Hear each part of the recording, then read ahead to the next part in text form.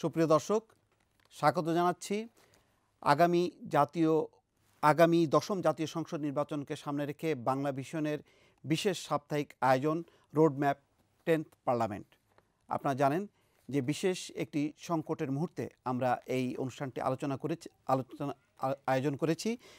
আজকের এই আলোচনায় অংশ নিচ্ছেন, আমাদের স্টুডিওতে আছেন চারজন বিশিষ্ট অতিথি। আমার এই প্রান্তে আছেন ব্যারিস্টার রফিকুল হক, সিনিয়র আইনজীবী, বাংলাদেশ সুপ্রিম কোর্ট। তার পাশে আছেন ডক্টর আসিফ নজরুল, অধ্যাপক, আইন বিভাগ, ঢাকা বিশ্ববিদ্যালয়। এই প্রান্তে আছেন ডক্টর স্বাধীন মালিক, সিনিয়র আইনজীবী, বাংলাদেশ সুপ্রিম কোর্ট, এবং তার পাশে আছেন ডক্টর বদিউল আলম মজুমদার। দর্শক, আমাদের এই স্টুডিওর বাইরে দুজন বিশিষ্ট রাজনীতিক অংশ নেবেন। একজন হচ্ছেন তোফায়েল আহমেদ এবং ডক্টর খন্দকার মোশাররফ হোসেন। আমি প্রথমে আমার এই প্রান্তে দেখছি তোফায়েল আহমেদ।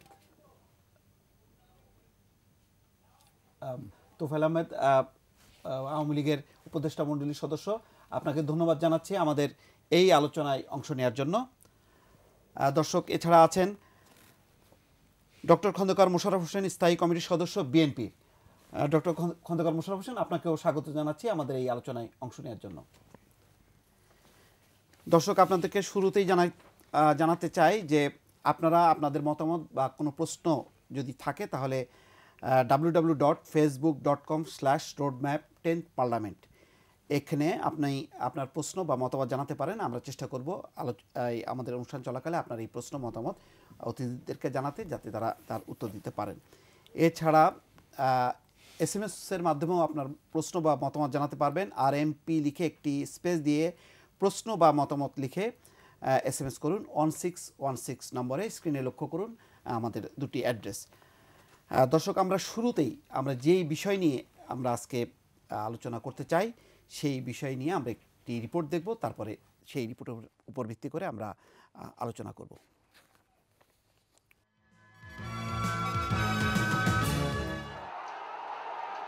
2006 সালে তত্ত্বাবধায়ক সরকার প্রধান কে হবেন তা নিয়ে রাজনৈতিক দলগুলোর মধ্যে মতের অনৈক্য গিয়ে ঠেকেছিল সহিংসতায়। রক্তাক্ত রাজপথ জন্ম দিয়েছিল 1/11। টানা 2 বছরের অস্বাভাবিক শাসনে বিনিয়োগ শূন্য অর্থনীতি পিছিয়ে ছিল কয়েক ধাপ। এবারও জাতীয় নির্বাচন নিয়ে উত্তপ্ত রাজনীতির মাঠ। 2011 মে মাসে সুপ্রিম কোর্টের আপিল বিভাগ এক বিভক্ত রায়ে তত্ত্বাবধায়ক সরকার ব্যবস্থাকে বেআইনি ঘোষণা করার পরে সম্পূর্ণ রায় প্রকাশে অপেক্ষা না করে 1 মাসের মধ্যেই সংবিধান সংশোধন করে তত্ত্বাবধায়ক সরকার ব্যবস্থা বিলুপ্ত করে সরকার। সুপ্রিম কোর্টের সেই বিখ্যাত রায়, যার হাতে লেখা, সেই সাবেক প্রধান বিচারপতি AKM খায়রুল হক সম্প্রতি একটি দৈনিককে বলেছেন, সম্পূর্ণ রায় প্রকাশের আগেই সংবিধান সংশোধন করে সরকার ঠিক কাজ করেনি। রায় মোতাবেক কাজ না করে যেভাবে বর্তমান সরকারের অধীনেই নির্বাচনের উদ্যোগ নেওয়া হয়েছে তা সফল হবে না বলেও মনে করেন তিনি। সংক্ষিপ্ত রায়ে বলা হয়েছিল, দলগুলোর মতৈক্যে না আসতে পারলে অবৈধ ও অসাংবিধানিক হলেও আগামী 2টি জাতীয় নির্বাচন তত্ত্বাবধায়ক সরকারের অধীনে হতে পারে। তত্ত্বাবধায়ক সরকার ব্যবস্থা না থাকলে জাতীয় নির্বাচনের 42 দিন আগে জাতীয় সংসদ বিলুপ্ত করে ছোট ক্যাবিনেট গঠনের কথা বলা হয়েছে সুপ্রিম কোর্টের রায়ে। অন্তর্বর্তী সরকার প্রধান নিয়ে বিরোধ না মিটলে আগের মতো সাবেক প্রধান বিচারপতিকেও নির্বাচনকালীন সরকার প্রধান করার বিকল্প ব্যবস্থাও ছিল। রায়ে বলা ছিল, নির্বাচনের তফসিল ঘোষণার পর থেকে ফল ঘোষণা পর্যন্ত দেশের পুলিশ, র্যাব, বিজিবি ও সেনাবাহিনীর সদস্যসহ নির্বাচন সংশ্লিষ্ট সব বিভাগ সরকারের পরিবর্তে নির্বাচন কমিশনের অধীনে কাজ করবে। এরই মধ্যে প্রধানমন্ত্রী শেখ হাসিনা সচিবদের সঙ্গে অনুষ্ঠিত এক বৈঠকে জানিয়ে দিয়েছেন, সংসদ বহাল রেখেই অনুষ্ঠিত হবে জাতীয় নির্বাচন। আর বিরোধী দলীয় নেত্রী বলছেন, দলীয় সরকারের অধীনে নির্বাচনে অংশ নেওয়া তো দূরের কথা, নির্বাচন হতেই দেবে না বিরোধী দল।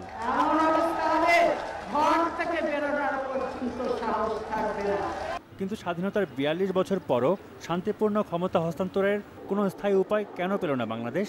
যিনি বাঘের পেটে চড়েন তিনি আর বাঘের থেকে নামতে চান না, কারণ বাঘকে উনি অলরেডি অনেক রক্ত খাওয়াই দিয়েছেন, এখন নামলেই তো তার রক্তটা খাওয়া হবে। দলীয় সরকারের অধীনে সুষ্ঠু নির্বাচনের সম্ভাবনা উড়িয়ে দিয়ে দেশের বিশিষ্ট নাগরিকেরা বলছেন, এখনই সময় নির্বাচনকালীন সরকার বিষয়ে একটি স্থায়ী সর্বসম্মত সমাধান বের করার। একটা দলীয় সরকারের অধীনে এবং নিয়ন্ত্রণে যে বাংলাদেশের রাজনৈতিক দলগুলি সুষ্ঠু নির্বাচন করতে যোগ্যতা অর্জন করতে পারে নাই, সেটা প্রথমে এই দেশের মানুষ কনভিন্সড হয়েছে আওয়ামী লীগ নেত্রী শেখ হাসিনার বক্তব্য, বিবৃতি, তথ্য, উপাত্ত এবং যুক্তির মাধ্যমে। এমন কোনো গুণগত পরিবর্তন সাধিত হয় নাই যে অন্য পক্ষ এখন সেই যুক্তিগুলি সামনে থাকা সত্ত্বেও মনে করতে পারেন যে একটা দলীয় সরকার অধীনে সুষ্ঠু নিরপেক্ষ নির্বাচন হতে পারে। দলীয় সরকারের অধীনে নির্বাচন নিয়ে সরকারের অনমনীয়তা বিরোধী দলকে রাজপথে সহিংস করে তুলতে পারে এমন আশঙ্কা করে বিশ্লেষকরা বলছেন, রাজনৈতিক দলগুলোর নির্বাচন নিয়ে বিরোধ যত তীব্র হবে, একটি দ্বিতীয় ১/১১ সম্ভাবনা ততই স্পষ্ট হতে থাকবে। দর্শক, রিপোর্টটি দেখলেন। আমরা এই ছিল আজকের আমাদের যে আলোচ্য বিষয়, তার মূল রিপোর্টটি আমরা এর ভিত্তিতে আলোচনা করব। প্রথমে ব্যারিস্টার রফিকুল হক, যেই আমরা যেটি নিয়ে মূল এখন সংকট, যে নির্বাচনের ব্যাপারে কোনো নেই, যে এই সংসদের মেয়াদ শেষ হওয়ার আগেই একটি নির্বাচন জানুয়ারির মধ্যে, যেটা সরকারের পক্ষ থেকে বলা হচ্ছে।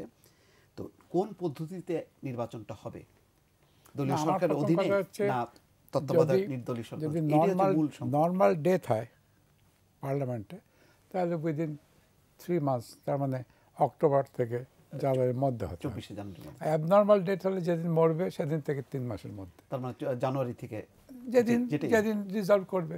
অ্যাবনর্মাল ডেট জানুয়ারি 24 পর্যন্ত ওয়েট করতে পারবে না, তার আগেই তো বলতে হবে। কারণ আপনার নির্বাচন হতে হলে তার তো শুধু ডিক্লারেশন দিলে তো নির্বাচন হবে না, নির্বাচন তফসিলি ঘোষণা করতে হবে, তার নমিনেশন ফাইল করতে হবে, তার স্ক্রুটিনি হবে, তার উইথড্রয়াল হবে, রিটার্নিং অফিসার ঠিক হবে। এতে তো বলার কথা, আমি হাসিনা বললো আর খালেদা বললো আর ইলেকশন হয়ে গেল, তা তো হতে পারে না। তো অনেক প্রসিজিওর আছে, ঠিক সময় মতন বলতে হবে। যদি 24 জানুয়ারিতে নর্মাল রিটায়ারমেন্ট হয়, তাহলে 24 অক্টোবরের মধ্যে ইলেকশন করতে হয়। যদি 24 পরে হয়, মানে জানুয়ারি মাঝামাঝি বা কোথাও যদি রিজলভ করে, সেখান থেকে 3 মাসের মধ্যে করতে হবে। কিন্তু এই 3 মাসের মধ্যে তো ইলেকশন কমিশনের তো অনেক কাজ রয়েছে, আমি নিয়ে এসেছি কত প্রসিজার, লং প্রসিজার, অনেক প্রসিজার। তো এখন ওই প্রসিডিউর চেয়ে বড় কথা হলো যে কোন পদ্ধতিতে হবে, কার অধীনে হবে, সেই বিষয়টা নিয়ে সম্ভবত সংকটটা সেখানে। এক করতে ধরেন এটার উত্তর বোধহয় ওই প্রধানমন্ত্রী বিরোধী দলের নেত্রী তারাই জানেন। মানে ওই অর্থে যে এখন পর্যন্ত প্রধানমন্ত্রী বলছেন যে তার অধীনে, তার সরকারের অধীনে নির্বাচন হবে, আর বিরোধী দলের নেত্রী বলছেন যে ওইটা হলে উনি নির্বাচন করবেন না। দুই পক্ষেই বলছেন নিরপেক্ষ নির্বাচন। হ্যাঁ, এখন কথা হলো যে শেষ পর্যন্ত গিয়ে কোথায় দাঁড়াবে, এটাই তো কথা। যে মানে এই দলীয় এখন যে বর্তমান সরকার আছে তার অধীনে নির্বাচন হবে না অন্য কোনো ব্যবস্থা নির্বাচন হবে। তো এই মুহূর্তে আমাকে যদি প্রশ্ন জিজ্ঞেস করেন, এই মুহূর্তে আমরা জানি না, যেটা বলে ভবিষ্যৎ দর্শক কেউ না। তবে আমার মনে হচ্ছে যে প্রধানমন্ত্রী মানে ক্ষমতায় থেকে আওয়ামী লীগ সরকারের অধীনে একটা নির্বাচন করতে উনি বদ্ধপরিকর। উনি যেটা বদ্ধপরিকর হলে, যেহেতু সরকার তার নিয়ন্ত্রণাধীন, সরকারি যন্ত্র, আমলা, পুলিশ সবই আছে, হাতে থাকলে হ্যাঁ, তখন এই সময় মানে তার মত বাস্তবায়ন হওয়ার সম্ভাবনাটা অনেক বেশি। এখন তার মত বাস্তবায়ন না করলে এখন বিরোধী দলেরা আগামী 1-2 মাসে এমন কিছু ঘটাতে পারবে কিনা যাতে সরকারি দলের প্রধানমন্ত্রীর মত বাস্তবায়ন হবে না, ওইটার সম্ভাবনা এই মুহূর্তে আমার কাছে কম মনে হচ্ছে। আসিফ নজরুল, এই প্রসঙ্গে আমার একটা মনে হয় কি যে মূল সংকটটা তো এখন ওখানেই। ইলেকশন আসলে এটা কিন্তু আমাদের একটা নিত্য নৈমিত্তিক চিত্র হয়ে দাঁড়িয়েছে। বিশেষ করে কেয়ারটেকার গভর্নমেন্ট বাতিল করার পরে সংকটটা আরও ঘনীভূত হয়েছে।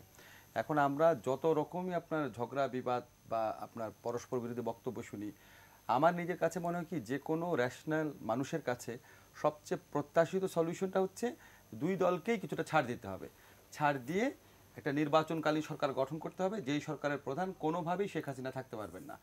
এটা হচ্ছে বটম লাইন। এটা কেন বটম লাইন হওয়া উচিত আমি আপনাকে বলি। আপনি একদম নিরপেক্ষ হয়ে চিন্তা করে দেখেন, গত ইলেকশনে যখন KM হাসানকে আওয়ামী লীগ এবং তার সঙ্গীরা তত্ত্বাবধায়ক সরকারের প্রধান হিসেবে মেনে নিতে চাননি। কেন? প্রধান কারণ ছিল উনি 30 বছর আগে, গত ইলেকশনে যখন উনি ওনার তত্ত্বাবধায়ক সরকার প্রধান হওয়ার কথা, তার 30 বছর আগে উনি বিএনপির অগুরুত্বপূর্ণ একজন নেতা ছিলেন। আর প্রধানমন্ত্রী শেখ হাসিনা আওয়ামী লীগের দণ্ডমুণ্ডের কর্তা, অসীম ক্ষমতাধর। তো যদি উনি KM হাসান 30 বছর আগে বিএনপি করতে, এই জন্য KM হাসানকে কেয়ারটেকার গভর্নমেন্টের প্রধান মানতে রাজি না থাকেন, তাহলে উনি আওয়ামী লীগের সভানেত্রী, এত ক্ষমতা ছিল, উনাকে প্রধান রেখে উনার অধীনের দল এটা বিএনপি কেন মানবে? এই রেশনাল জায়গাটাতে আমার মনে হয় সবার বলা উচিত। আর বিএনপিরও তার যে গোয়ার তুমি যদি থাকে এখনো, যে আমাকে কেয়ারটেকার গভর্নমেন্ট হতে হবে, সেখান থেকে সরে আসা উচিত। এই মাঝামাঝি পথে না আসলে দেশে একটা ভয়াবহ সংঘাত সৃষ্টি হবে। জি, ডক্টর বদিউল আলম মজুমদার, আমার মনে হয় যে দুই পক্ষকেই ছাড় দেওয়ার কথা। হ্যাঁ, অবশ্যই দুই পক্ষকে ছাড় দিতে হবে। অবশ্যই যে মাননীয় প্রধানমন্ত্রী বলেছেন যে সংবিধান থেকে তিনি এক চুলও নড়বেন না, এবং এই সংবিধানের অধীনেই সংবিধানের আলোকেই নির্বাচন হবে, এবং এই যে শেষ 3 মাসেই নির্বাচন হবে, এবং এই সংসদকে বহাল রেখেই নির্বাচন হবে। তিনি এই ঘোষণাগুলো দিয়েছেন, এবং আমাদের মাননীয় স্পিকার, আইনমন্ত্রী আরও অনেকেই তার কথারই পুনরাবৃত্তি করেছেন। আর বিরোধী দল বলেছে যে এই অবস্থায় তারা নির্বাচন বর্জন করবে, অতীতে বলেছে, এবং আবার ওই কথারই পুনরাবৃত্তি করেছে। তো এখন এখানে তো একটা অচল অবস্থা, অনড় অবস্থা। এই অনড় অবস্থায় দুটো হতে পারে, যে দুই পক্ষ ছাড় দিয়ে একটা সমঝোতা হতে পারে, আর সমঝোতা যদি না হয় তাহলে সেই মারামারি, কাটাকাটি, তারপরে অস্থিরতা, সংঘাত, এবং ওই যে গেম থিওরিতে একটা ওই যে চিকেন মডেল আছে, তো এখন কে চিকেন হবে, কে ছাড় দেবে, তার উপর নির্ভর করবে। দর্শক, আমরা কে জিতবে কে জিতবে না যাব তোফায়েল আহমেদ, আওয়ামী লীগ নেতা, ওনার বনানীর বাসভবনে। তোফায়েল ভাই শুনতে পাচ্ছেন আমাকে? হ্যাঁ, আমি তো শুনতে পাচ্ছি। তোফায়েল ভাই, আমাদের আলোচনা নিশ্চয়ই প্রারম্ভিক আলোচনা শুনেছেন। এখন যেটি হচ্ছে যে দুপক্ষকেই ছাড় দেয়া, এখন এই ছাড় দেওয়ার বিষয়টি রাজনৈতিক দলগুলোর উপর প্রধানত মানে ধারণা করা হয়, বা এটা স্বাভাবিকভাবে উঠে আসে যে সরকারি দলের উপর বর্তায় যে তারা কি ছাড় দেবেন, কি প্রস্তাব দেবেন। এই বিষয়ে আপনার যদি একটু বক্তব্য থাকে। আমি যারা আপনার সামনে উপস্থিত, শ্রদ্ধেয় রফিকুল হক, জনাব শাহদ্দিন মালিক, বদিউল আলম মজুমদার, আসিফ নজরুল, ওনাদের সকলের কথা আমি শুনেছি। কিন্তু আমি মনে করি যে বাংলাদেশে ক্ষমতাসীন দলের অধীনে অবাধ এবং নিরপেক্ষ নির্বাচন হতে পারে। কারণ পৃথিবীর বিভিন্ন দেশে আছে। আপনি প্রশ্ন করতে পারেন যে একসময় তো আপনারাই নিরপেক্ষ নির্দলীয় তত্ত্বাবধায়ক সরকার চেয়েছিলেন। আমার মনে হয় যে এই সিস্টেমটা আজীবনের জন্য থাকতে পারে না। সুপ্রিম কোর্টের একটি রায় দিয়েছে, যদিও আপনি প্রথমেই সাবেক প্রধান বিচারপতি খায়রুল হক সাহেবের মন্তব্য করেছেন। তিনি প্রথম যখন বলেছেন এটা অসাংবিধানিক, আল্ট্রা ভায়ার্স, তারপরে তিনি যদি আবার বলেন যে 2টা নির্বাচন হতে পারে, তাহলে এইটা হয় স্ববিরোধিতা। তবে আমি মনে করি যে একসময় না একসময় তো আমাদের পৃথিবীর বিভিন্ন দেশের মতো যেভাবে নির্বাচন হয় সেখানে যেতে হবে। মাফ করবেন, আমরাও তো একটা সশস্ত্র সংগ্রামের মধ্য দিয়ে, মুক্তিযুদ্ধের মধ্য দিয়ে এই দেশ স্বাধীন করেছি।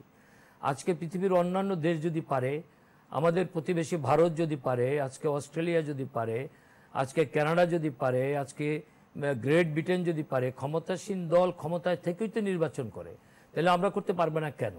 এখন আমি যদি বলি যে এই সরকারের আমলে অনেকগুলো নির্বাচন হয়েছে, স্থানীয় সরকার নির্বাচন, এমনকি উপনির্বাচন। অতীতে আমাদের দেশে ক্ষমতাসীন দল উপনির্বাচনও হারতে চাইতো না, কিন্তু বর্তমান ক্ষমতাসীন দল উপনির্বাচনও হেরেছে। এবং এই পর্যন্ত যে যতগুলি নির্বাচন হয়েছে, কেউ নির্বাচনে প্রভাব বিস্তার করেছে, কারচুপি হয়েছে, এই কথা কিন্তু কেউ বলতে পারবে না। এমনকি সম্প্রতিকালে একটি ক্ষমতাসীন দল 5টি সিটি কর্পোরেশন নির্বাচনও হেরেছে। এমনকি হবিগঞ্জের মতো জায়গায় যে আসনটি ছিল আওয়ামী লীগের দেওয়ান ফরিদ গাজীর বিজয়ের মধ্য দিয়ে, সেখানে উপনির্বাচনে আমরা হেরেছি। সুতরাং আমি মনে করি যে বর্তমানে যেই পদ্ধতি সংবিধানে সন্নিবেশিত হয়েছে, যে ক্ষমতাসীন দল ক্ষমতা থেকে নির্বাচন করবে, এবং নির্বাচন কমিশনের হাতে যদি ক্ষমতা চলে যায়, আজকে আইন প্রয়োগকারী সংস্থা বলেন, সংস্থাপক মন্ত্রণালয় বলেন, স্থানীয় সরকার মন্ত্রণালয় বলেন, এগুলো যদি নির্বাচন কমিশনার পরিচালনা করে। আর বর্তমানে কিন্তু একটা জিনিস আমাদের সকলের মনে রাখা দরকার, আজকে ভুয়া কোনো ভোটার নাই, আজকে ছবিসহ আজকে ভোটার লিস্ট তৈরি করা হয়েছে। এই মুহূর্তে বাংলাদেশে একটা নির্বাচনকে প্রভাবান্বিত করার ক্ষমতাসীন দলেরও নাই। এটা আমি খুব দৃঢ়তার সাথে বলতে পারি। আর একটা কথা আমি বলি যে সংসদ রেখে নির্বাচনের কথা আপনারা বলেছেন। আজকে ভারতের মতো জায়গায়, আমি সাম্প্রতিককালে ভারত গিয়েছিলাম, আমি সেখানে আমি নিজে সেই সংসদে গিয়েছি, কাগজপত্র দেখেছি।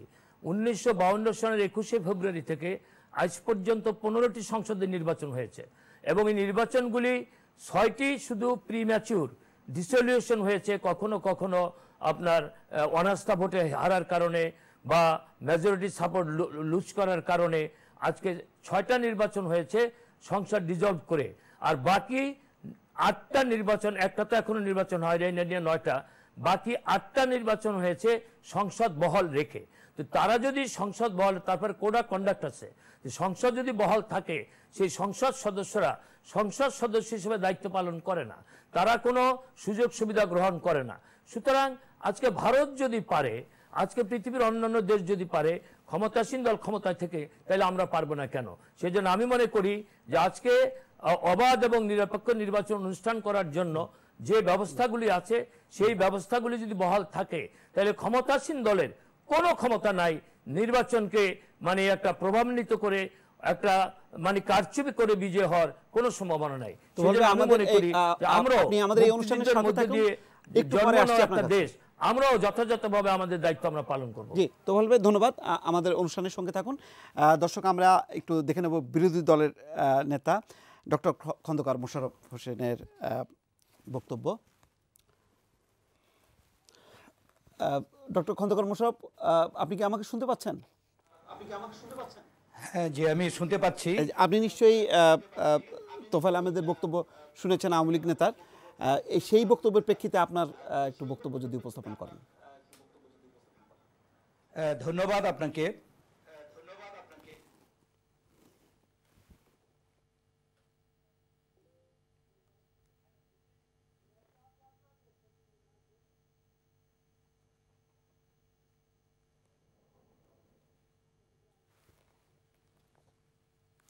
দর্শক, একটু যান্ত্রিক ত্রুটি দেখা দিয়েছে, আমরা একটু অপেক্ষা করছি ওনার বক্তব্যের জন্য।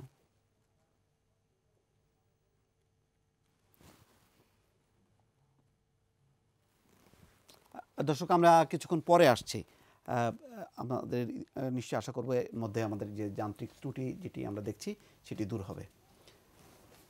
আমি প্রশ্ন করতে পারবো? উনি শুনছেন আমাকে? না, এখন আসছে না, বিরতির পরে প্রশ্ন করবেন।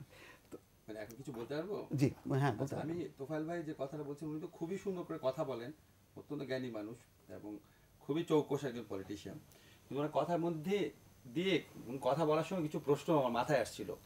এক নাম্বার হচ্ছে, যখন ওনারা কেয়ারটেকার গভর্নমেন্টের আন্দোলন করেছিলেন তখন রাজনৈতিক অঙ্গনে যে হানাহানি ছিল, সরকারি দলের প্রতি যে অবিশ্বাস ছিল, যে অসহিষ্ণুতা ছিল এবং যে আক্রমণাত্মক মনোভাব ছিল সরকারি দল এবং বিরোধী দলের মধ্যে, প্রতিষ্ঠান হিসাবে নির্বাচন কমিশন যেরকম দুর্বল ছিল, আইন শৃঙ্খলা পরিস্থিতি যেরকম দুর্বল ছিল এবং দলীয়করণ এবং দুর্নীতির যে প্রকোপ ছিল 96 সনে, সেটার থেকে এমন কি অবজেক্টিভ কোয়ালিটেটিভ চেঞ্জ এসেছে যে কারণে ওনাদের তখন মনে হয়েছিল কেয়ারটেকার গভর্নমেন্ট রাখা দরকার, এখন মনে হচ্ছে কেয়ারটেকার গভর্নমেন্ট না রাখলেও চলবে। সেকেন্ড হচ্ছে, উনি অনেক উদাহরণ টেনেছেন ভারতের, ব্রিটেনের ইয়ের, তো এইসব উদাহরণ তো সিলেক্টিভলি টানলে চলবে না। তখন আমাদেরও তো প্রশ্ন আসে, ভারতে, ব্রিটেনে, কানাডাতে আওয়ামী লীগ এবং বিএনপির নেত্রী যেমন আপনার কয়েক দশক ধরে দলের নেতা আছেন, এরকম উদাহরণ কি আছে? ওইখানে কি এরকম অটোমেটিক উত্তরাধিকারিত্ব আছে? ওইখানে কি আপনার এই মাত্রায় আমি আরেকটা আপনার কথাগুলি আমরা লাইনটি পেয়েছি। দর্শক, আমরা আবার লাইনটি পেয়েছি ডক্টর খন্দকার মোশাররফের। জি স্যার, আপনাকে যেটি জানতে চেয়েছিলাম, আপনি তোফায়েল আহমেদের বক্তব্য শুনেছেন, তার প্রেক্ষিতে আপনার বক্তব্যটা যদি একটু বলেন। জি, আমি বলার চেষ্টা করেছিলাম কিন্তু যান্ত্রিক ত্রুটির কারণে আমি আসতে পারিনি।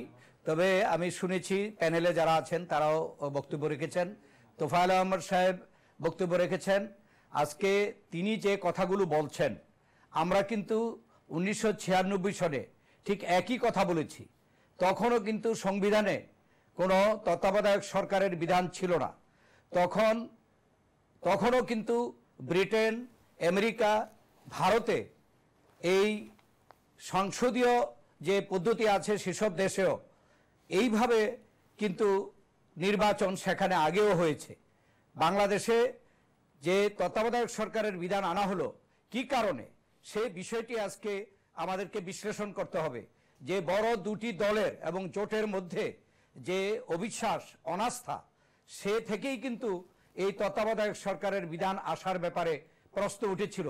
আজকে যারা এই তত্ত্বাবধায়ক সরকার বাতিল করে দিয়ে আগামী নির্বাচনকে অনিশ্চিত করে দিয়েছেন তারাই কিন্তু দাবি করেছিলেন যে লেভেল প্লেইং ফিল্ডের জন্য একটি নির্দলীয় নিরপেক্ষ তত্ত্বাবধায়ক সরকার প্রয়োজন এবং তারা বহু আন্দোলন করেছেন, হরতাল করেছেন, দেশের সম্পদ নষ্ট করেছেন এবং আমরা সেই দাবিকে আমরা বাস্তবায়ন করেছি সংবিধানে তত্ত্বাবধায়ক সরকার ব্যবস্থা সন্নিবেশিত করে।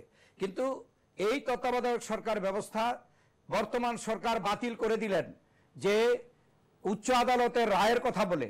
সে রায়ের মধ্যে এটা একটি শর্ট রায় ছিল, সেই রায়ের মধ্যে কিন্তু স্পষ্টভাবে দুটো নির্বাচনকে তত্ত্বাবধায়ক সরকারের অধীনে করা যাবে বলে সেই রায়ে উল্লেখিত ছিল এবং সেই দুটো তত্ত্বাবধায়ক সরকারের যে প্রধান হবেন তারা যেন সাবেক প্রধান বিচারপতি না হন এবং অ্যাপেলেট ডিভিশনের বিচারপতি না হন, এই বিষয়টা তাদের অবজারভেশনে ছিল।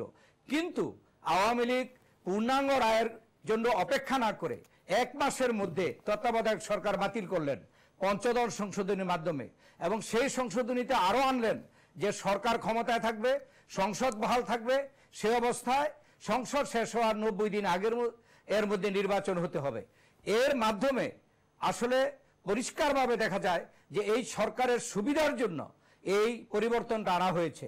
যে তত্ত্বাবধায়ক সরকার বাতিল করা হলো নির্বাচনের আগে নির্বাচনী ইশতেহারে এই আওয়ামী লীগ বা বর্তমান সরকার তত্ত্বাবধায়ক সরকার বাতিলের কথা বলেননি এবং সংবিধানে যে পরিবর্তন এনেছেন এ ব্যাপারে কোনো রকমের নির্বাচনী তাদের প্রতিশ্রুতি ছিল না, তাই জনগণের কোনো ম্যান্ডেট ছিল না। তাই নিজের সুবিধার জন্য একটা পরিবর্তন এনে আজকে সংবিধানের দোহাই দিয়ে আজকে যে একগুইমি করে দলীয় সরকারের অধীনে নির্বাচনের জন্য আজকে আওয়ামী লীগ যে পদক্ষেপ নিচ্ছে এটা আগামী নির্বাচনকে অনিশ্চিত করবে। এটা আমরা পরিষ্কার বলে দিয়েছি, আমাদের নেত্রী, বিরোধী দল নেত্রী বলেছেন দলীয় সরকারের অধীনে আমরা নির্বাচনে যাব না। আজকে এদেশের মানুষ 90% মানুষ চাচ্ছে আগামী নির্বাচন নির্দলীয় নিরপেক্ষ সরকারের অধীনে হতে হবে এবং দেশে বিদেশ থেকে আজকে বলা হচ্ছে যে আগামী নির্বাচন সকল দলের অংশগ্রহণে হতে হবে। এমনকি জাতিসংঘ আজকে সন্দেহ করছে যে আগামী নির্বাচন যদি সকল দলের অংশগ্রহণে না হয় তাহলে দেশে অশান্তি হতে পারে। প্রধানমন্ত্রীকে বিরোধী দলের নেত্রীকে টেলিফোন করেছেন, তারপরেও আওয়ামী লীগ সকল কিছু বুঝেও আজকে এই সংবিধানের দোহাই দিয়ে দেশটাকে একটা অনিশ্চয়তার দিকে ঠেলে দিচ্ছেন। আজকে কোন ক্রমে আমাদের দেশের মতো দেশে তিনি তোফায়েল আহমদ সাহেব যে সকল দেশের কথা বললেন সে সকল দেশে প্রশাসনের অবস্থা কি? প্রশাসন দলীয়করণ নয়, কিন্তু আমরা এই সরকারের সময় দেখেছি সকল ক্ষেত্রে দলীয়করণ করা হয়েছে। স্যার আপনাকে একটু ইন্টারাপ্ট করতে হচ্ছে, আপনার কাছে আবার পরে আসছি, আপনার কাছে পরে আসছি। দর্শক আপনারা দেখছেন রোডম্যাপ 10th পার্লামেন্ট। আমরা একটা ছোট্ট বিরতিতে যাচ্ছি, বিরতির পর ফিরছি, সঙ্গেই থাকুন। মানে আমি না আসলে সমাধানে কোনো সুরাহা দেখি না যদি নিয়তটা ঠিক না হয়। নিয়ত তো ঠিক করতে হবে, যদি সদিচ্ছা না থাকে তাহলে কিছু হবে না। আমরা কয়েকদিন আগে ওই যে দুটো অল্টারনেটিভের কথা বলেছিলাম, যে একটা হলো যে 5 জন করে নির্দলীয় ব্যক্তিদেরকে নির্বাচিত করে এনে তারপরে ওই একজনকে তাও নির্দলীয় ব্যক্তিকে প্রধান করা, মানে কেউ দলীয় না, তাহলে আর ওই যে অকার্যকর এরকম একটা অন্তর্বর্তীকালীন সরকার হবে না। এবং এর জন্য আমরা প্রস্তাব করেছিলাম যে সাবেক আমাদের প্রধান বিচারপতি যারা আছেন যে তাদেরকে দিয়ে একটা সার্চ কমিটি করা। আরেকটা অল্টারনেটিভ হলো 5 জন 2 দল থেকে, আর 5 জন হলো যে নির্দলীয় এবং ওই সার্চ কমিটি ঠিক করবে কে প্রধান হবে, আর ওই যে এদেরকেও নির্বাচিত করে এনে এটা ওই যে সাংবিধানিক কাঠামোর মধ্যে এটা করা। কিন্তু এখন এত দেরি হয়ে গিয়েছে, আই এম নট শিওর এটা করা যাবে।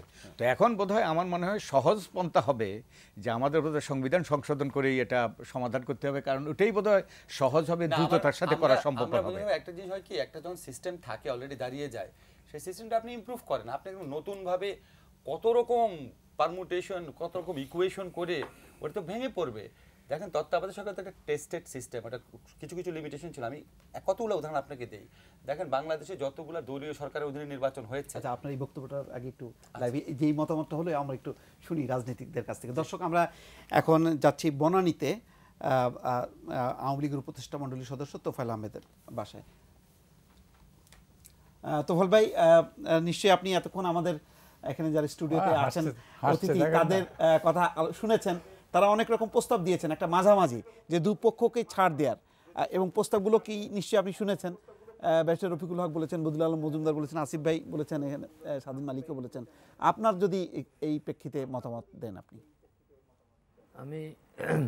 আমি খুব মনোযোগ সহকারে যারা আলোচক, যারা প্যানেলিস্ট, তাদের বক্তব্য শুনেছি এবং আমার খুব ভালো লেগেছে যে সকলেই বাস্তবতার নিরিখে কথা বলেছেন। এবং একটা কথা তো পরিষ্কার হয়েছে, আমাদের সকলেই বলেছেন যে পাঁচজন নির্বাচন করে, অর্থাৎ নির্বাচিত হতে হবে। এই একটা জায়গায় যে আপনারা এসেছেন যে যেই সরকারই হোক না কেন সরকারটা নির্বাচিত হতে হবে, অর্থাৎ যারা সদস্য হবেন মন্ত্রী পরিষদের তারা নির্বাচিত হবেন। এই একটা জায়গায় আপনারা এসেছেন, এটা খুব ভালো। এবং ওই কারণেই আমরা আমাদের এই সংসদটাকে 24শে জানুয়ারি পর্যন্ত বহাল রাখতে চাই, কারণ সকলেই যেন সংসদ সদস্য থাকতে পারে। আর একটা কথা আমি বলি যে আমার আসিফ নজরুল আমার খুব প্রিয় মানুষ, আমি খুব ভালোবাসি। তিনি বলেছেন যে তিনি বলেছেন যে 3 টার্মস কোনো সংবিধানে নেই, কথাটা ঠিক, কিন্তু তিনি খুব একজন শিক্ষিত মানুষ, ভালো লেখাপড়া করে। আমি তাকে অনুরোধ করব তিনি 3 জোটের রূপরেখাটা যেন পড়েন। আমরা যে 90তে গণঅভ্যুত্থান করে সরকার পরিবর্তন করে 91তে নির্বাচন হয়েছিল, সেই নির্বাচনের আগে যে আমরা 3 জোটের রূপরেখা তৈরি করেছিলাম, 3টি জোট, অর্থাৎ বিএনপির নেতৃত্বাধীন জোট, আওয়ামী লীগের নেতৃত্বাধীন জোট এবং 5 দল রাশেদ খান মেনন, হাসানুল্লাহ কিনু সহ, এই 3 জোটের রূপরেখার মধ্যে ছিল 3টি নিরপেক্ষ নির্দলীয় তত্ত্বাবধায়ক সরকারের অধীনে নির্বাচন। একটা 91তে হয়েছে, একটা 96তে হয়েছে, একটা 1-এ হয়েছে, একটা 2008-এ হয়েছে। আর একটা কথা আমি বিনয়ের সাথে শ্রদ্ধার সাথে বলবো যে তত্ত্বাবধায়ক সরকার হলেই নির্বাচন অবাধ এবং নিরপেক্ষ হয়। আপনার জন্য দয়া করে 2001-এর নির্বাচন কিভাবে পরিচালিত হয়েছে সেটা একটু দেখবেন, কারণ আইন প্রয়োগকারী সংস্থা অর্থাৎ ডেফিনেশন অফ ল এনফোর্সিং এজেন্সিতে কখনো আমাদের সেনাবাহিনী ছিল না। 2001-এর নির্দলীয় তত্ত্বাবধায়ক সরকার এসে সেই সেনাবাহিনীকেও আইন প্রয়োগকারী সংস্থার অন্তর্ভুক্ত করেছিল এবং ম্যাজিস্ট্রিয়াল পাওয়ারও দিয়েছিল। আমাদের সেনাবাহিনী আমাদের গর্বিত সন্তান, সে ব্যাপারে আমাদের কোনো আপত্তি নাই। কিন্তু কি করে সরকারি কর্মচারী তত্ত্বাবধায়ক সরকার ক্ষমতায় গণভবনে শপথ নেওয়ার পরে কি হয়েছিল আপনাদের মনে আছে। দ্বিতীয়ত কথা হলো তত্ত্বাবধায়ক সরকারের কারণেই তো 1-11 হয়েছে। তত্ত্বাবধায়ক সরকারের কনসেপ্টটাকে যদি কেউ ধ্বংস করে থাকে, যে তত্ত্বাবধায়ক সরকার আমরা চেয়েছিলাম সেটা 2006-এ তৎকালীন বিএনপি সরকার ধ্বংস করেছে।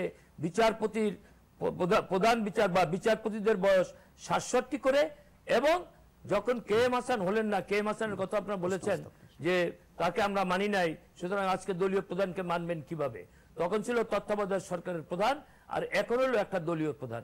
আর একটা কথা বলি আমি, জনাব আসিফ নজরুল বলেছেন যে বিশ্বাস করবে কিভাবে। আপনারা আমাকে 2 মিনিট সময় দেবেন দয়া করে। সেটা হলো যে 91 নির্বাচনে আমি 2টি আসনে বিজয়ী হয়েছিলাম, কিন্তু আমি আসনটি যখন ছেড়ে দিলাম তখন সেই আসনটিতে আর আওয়ামী লীগ বিজয়ী হতে পারলো না। যার জামানত বাজেয়াপ্ত হয়েছিল আমার সাথে, বিএনপির 8000 ভোট পেয়েছিল নকিব চৌধুরী, সেখানে আওয়ামী লীগের প্রার্থীকে হারিয়ে দেওয়া হয়েছিল। 2, মাগুরার একটা উপনির্বাচনে তৎকালীন ক্ষমতাসীন সরকার হারতে চায় নাই। 3, 2001-এ মাননীয় প্রধানমন্ত্রী শেখ হাসিনা নড়াইলের 2টি আসন থেকে বিজয়ী হয়েছিলেন, কিন্তু উপনির্বাচনে 2টি আসনেই বিএনপি জিতেছে, আওয়ামী লীগকে জিততে দেয় নাই। এখন আসুন বর্তমান সরকারের কথা। হবিগঞ্জে আমাদের বিজয়ী আসনে আমরা হেরেছি। নোয়াখালী থেকে মওদুদ আহমেদ সাহেব এবং পঞ্চগড় থেকে জমিরুদ্দিন সরকার সাহেব নির্বাচনে হেরেছিলেন, কিন্তু বগুড়াতে তারা দুজনেই এই সরকারের আমলে বিজয়ী হয়েছেন। এবং হবিগঞ্জে আমাদের প্রার্থী যখন মৃত্যুবরণ করলো সেখানেও কিন্তু বিএনপি জিতেছে। এবং বিএনপি শাসন আমলে আমরা 2001-এর পরে ঢাকা সিটি কর্পোরেশনও আমরা প্রার্থী দিতে পারি নাই। আমি মাফ করবেন ব্যক্তিগত কথা বলছি, আমাদের ভোলায় 5টা পৌরসভা, একটা পৌরসভা নির্বাচন হয় নাই, 5টা পৌরসভাই বিনা প্রতিদ্বন্দ্বিতায় বিএনপি বিজয়ী হয়েছে। সুতরাং এই সরকারের আমলে আমরা বলতে পারি যে নির্বাচন অবাধ এবং নিরপেক্ষ হয়। একটা ক্ষমতাসীন দল 5টা সিটি কর্পোরেশনের থেকে ক্ষমতা থেকে হারে, এমনকি নারায়ণগঞ্জ, এমনকি কুমিল্লা, তারপরে আপনার টাঙ্গাইলে উপনির্বাচনে আওয়ামী লীগ মনোনীত প্রার্থী হেরেছে, স্বতন্ত্র প্রার্থী জিতেছে। অর্থাৎ আমি বলতে চাচ্ছি যে এই সরকার নির্বাচনকে প্রভাবান্বিত করার চেষ্টা করে নাই, এবং বর্তমান যে পদ্ধতি ভোটার লিস্ট সঠিক ছবি সহ, এখানে কারোর পক্ষে আগের মতো বাক্স ছিনতাই করা, সিল মারা এটা বাস্তবসম্মত নয়। সেই কারণে আমি বলি যে আমরা সভ্য জাতি, আমরা গর্বিত জাতি, বীরের জাতি। আধা মিনিট বীরের জাতি। আমরা এমন দৃষ্টান্ত স্থাপন করতে চাই পৃথিবীর বিভিন্ন দেশে যে আছে সেই অবস্থায়, এবং আমি মনে করি ক্ষমতাসীন দলের অধীনেও আগামী নির্বাচন অবাধ এবং নিরপেক্ষ হবে। আসিফ ভাই, আমি তোফায়েল ভাইকে ধন্যবাদ জানাচ্ছি, খুবই কনভিন্সিং ভাবে উনি বলেছেন। আমি প্রথমে একটা কথা বলে রাখি, আওয়ামী লীগ সরকারের অধীনে বর্তমানে যেসব নির্বাচন হয়েছে, এই ক্ষেত্রে আওয়ামী লীগের পারফরমেন্স বিএনপি আমলের নির্বাচনে বিএনপির পারফরমেন্সটা অনেক বেটার, এটা নিয়ে আমার সন্দেহ নাই। এবং আওয়ামী লীগ আমলে স্থানীয় সরকার যে নির্বাচন হয়েছে এগুলি নিয়ে বড় ধরনের কোনো অভিযোগ উঠে নাই। কিন্তু আমার প্রশ্নটা অন্য জায়গায়। দেখেন, বিএনপি আমলেও কিন্তু কিছু কিছু স্থানীয় নির্বাচনে আওয়ামী লীগের প্রার্থী জিতে এসেছিল, যেমন ঢাকার মেয়র পদে, আপনার মনে আছে, চিটাগাংয়ের মেয়র পদে জিতে এসেছিল। স্থানীয় সরকারের নির্বাচনের ধরন আর জাতীয় সংসদ নির্বাচনের ধরনটা আলাদা। স্থানীয় সরকারের নির্বাচনে যদি আওয়ামী লীগ 50টা নির্বাচন হারে, আওয়ামী লীগকে ক্ষমতা ছাড়তে হচ্ছে না। আর জাতীয় সংসদ নির্বাচনে স্টেকটা অনেক বেশি স্টেক, মানে এখানে হারানোর ভয়। মানে আমরা বলি কি, তোফায়েল ভাই আপনাকে বিনয়ের সাথে বলি, কেন অবিশ্বাসটা আসে? ধরেন আমি তো নির্বাচন করব না, আমার কেন অবিশ্বাসটা আসে এই কারণে যে বাংলাদেশে আওয়ামী লীগ বিএনপি মিলে কম বেশি দুই দলের দোষ আছে। এমনভাবে একটা সিস্টেম চালু করেছে যে 5 বছর যারা ক্ষমতায় থাকে তারা হচ্ছে হান্টারের ভূমিকায় থাকে, শিকারী, আর যারা বিরোধী দলে থাকে তারা হচ্ছে হান্টেডের ভূমিকায় থাকে, শিকার। এবং জেল, নির্যাতন, গুম, তারপর আপনার সুযোগ থেকে বঞ্চিত করা, দেশ ছাড়া করা, মামলা করা, জনসভায় হামলা করা, বাড়ির থেকে বিতাড়িত করা, সমস্ত কিছুর মাধ্যমে এমন একটা ব্যবস্থা প্রতিষ্ঠিত হয়েছে যে ইলেকশনে হারার মেন্টালিটি, জাতীয় সংসদ নির্বাচনে ইলেকশনে হারার মেন্টালিটি বা ইলেকশনে হারার মানসিক প্রস্তুতি একটা দলের থাকতে পারে, এটা আমরা বিশ্বাসই করতে পারি না। কারণ নির্বাচনে হারা মানে শুধু নির্বাচনে হারা না, 5 বছরের জন্য ডিসাইড করা যে 5 বছরের জন্য আমি নির্যাতন, দমন, হামলা, গুম, ক্রসফায়ার এগুলি শিকার হব, এটা কোনো দল হইতে চাবে? ইলেকশনটাকে এমন একটা জায়গায় আওয়ামী লীগ আর বিএনপি নিয়ে গেছে, যেজন্য আমাদের মনে হয় যে স্থানীয় সরকার নির্বাচনে অবশ্যই আপনাদের পারফরমেন্স ভালো ছিল, কিন্তু জাতীয় সংসদ নির্বাচনে এটা আপনার এই ঔদার্য এবং এই করা হবে এটা বিশ্বাস হয় না। সেকেন্ড কারণটা আপনাকে বলি, দেখেন দলীয়করণ, তোফায়েল ভাই আপনি অন্যভাবে নিয়েন না, দলীয়করণ বিএনপিও করেছে, আওয়ামী লীগও করেছে। আপনারা অনেক পরিসংখ্যান যদি আমরা দেখি কয়জন ওএসডি হয়েছে, কি হয়েছে, আমার মনে হয় না আওয়ামী লীগ আমলে দলীয়করণ বিএনপির তুলনায় কম হয়েছে। থার্ড যে জিনিসটা এবং এটা ভেরি ইম্পর্টেন্ট, সেটা হচ্ছে আপনি যদি গণমাধ্যমের উপর যদি আপনার নিয়ন্ত্রণ দেখেন, একটা সরকার থাকা অবস্থা, আপনি যদি শুধু বিটিভির চিত্রটা দেখেন, বিটিভি দেখলে কি বোঝা যায় বাংলাদেশে একটা বিরোধী দল আছে, ওই দলের একটা ইকুয়াল রিপ্রেজেন্টেশন আছে? তো নির্বাচনকালীন সময়ের আগের থেকে পর্যন্ত, এবং এটা বিএনপি থাকলে এটাই হতো। এইরকম একটা পরিপ্রেক্ষিতে আমরা কিভাবে বিশ্বাস করব যে আপনার একটা ফেয়ার এবং ফ্রি ইলেকশন ক্ষমতাসীন সরকারের আমলে করা সম্ভব? এই 3টা প্রেক্ষিতকে যদি আপনি মাথায় রেখে বলতেন। জি তোফায়েল ভাই। আপনি হ্যাঁ, আমি তার সাথে একমত, সুন্দর কথাই বলেছেন, কিন্তু কোথাও তো না এক জায়গা না এক জায়গায় দিয়ে তো শুরু করতে হবে। আমি একটা কথা আমি বলি যে বর্তমানে কিন্তু আপনারা আমার সাথে একমত হবেন না আমি জানি, বর্তমানে নির্বাচনকে প্রভাবান্বিত করার কোনো সুযোগ কিন্তু নাই। কারণ আমি দেখেছি যে বললেন যে স্থানীয় সরকার নির্বাচন, দেখেন বর্তমানে তো 5টি সিটি কর্পোরেশনের নির্বাচন আপনার জাতীয় নির্বাচনের থেকেও গুরুত্ব লাভ করেছে। 5টি সিটি কর্পোরেশন নির্বাচনের পরেই তো আপনাদের মানুষের মধ্যে টক শোতে বিভিন্নভাবে বলা শুরু হয়েছে যে বিএনপি ক্ষমতা আসবে, আওয়ামী লীগের পজিশন খারাপ হয়েছে, ইত্যাদি ইত্যাদি। একটা দল ক্ষমতায় থেকে যদি তার সদিচ্ছা না থাকতো তাহলে কি এইভাবে একটা অবাধ এবং নিরপেক্ষ নির্বাচন উপহার দিতে পারে? আমি সেই জন্যই বলছি, এখনো মাননীয় প্রধানমন্ত্রী শেখ হাসিনা দৃঢ়তার সাথে বলেছেন। আর একটা কথা বলি, হ্যাঁ আলাপ আলোচনা হয়, আমরা সংলাপের যখন প্রস্তাব দিয়েছিলাম বিরোধী দলের নেত্রী 48 ঘন্টা আলটিমেটাম দিয়েছেন। আবার আপনারা এখন সংলাপের কথা বলছেন, আবার বিরোধী দল নেত্রী বলছেন হ্যাঁ সংলাপ হতে পারে এক দফায়। আপনারা যেমন আমাদের শ্রদ্ধেয় রফিক ভাই বলেছেন যে বিএনপি এখন আর তত্ত্বাবধায়ক সরকার চায় না, কিন্তু বেগম খালেদা জিয়া সেদিনও রংপুরে বলেছেন, রাজশাহীতে বলেছেন যে আলোচনা হতে পারে শুধু যদি তত্ত্বাবধায়ক সরকার নিয়ে আমরা আলোচনা করি, অন্য কোনো ইস্যুতে না।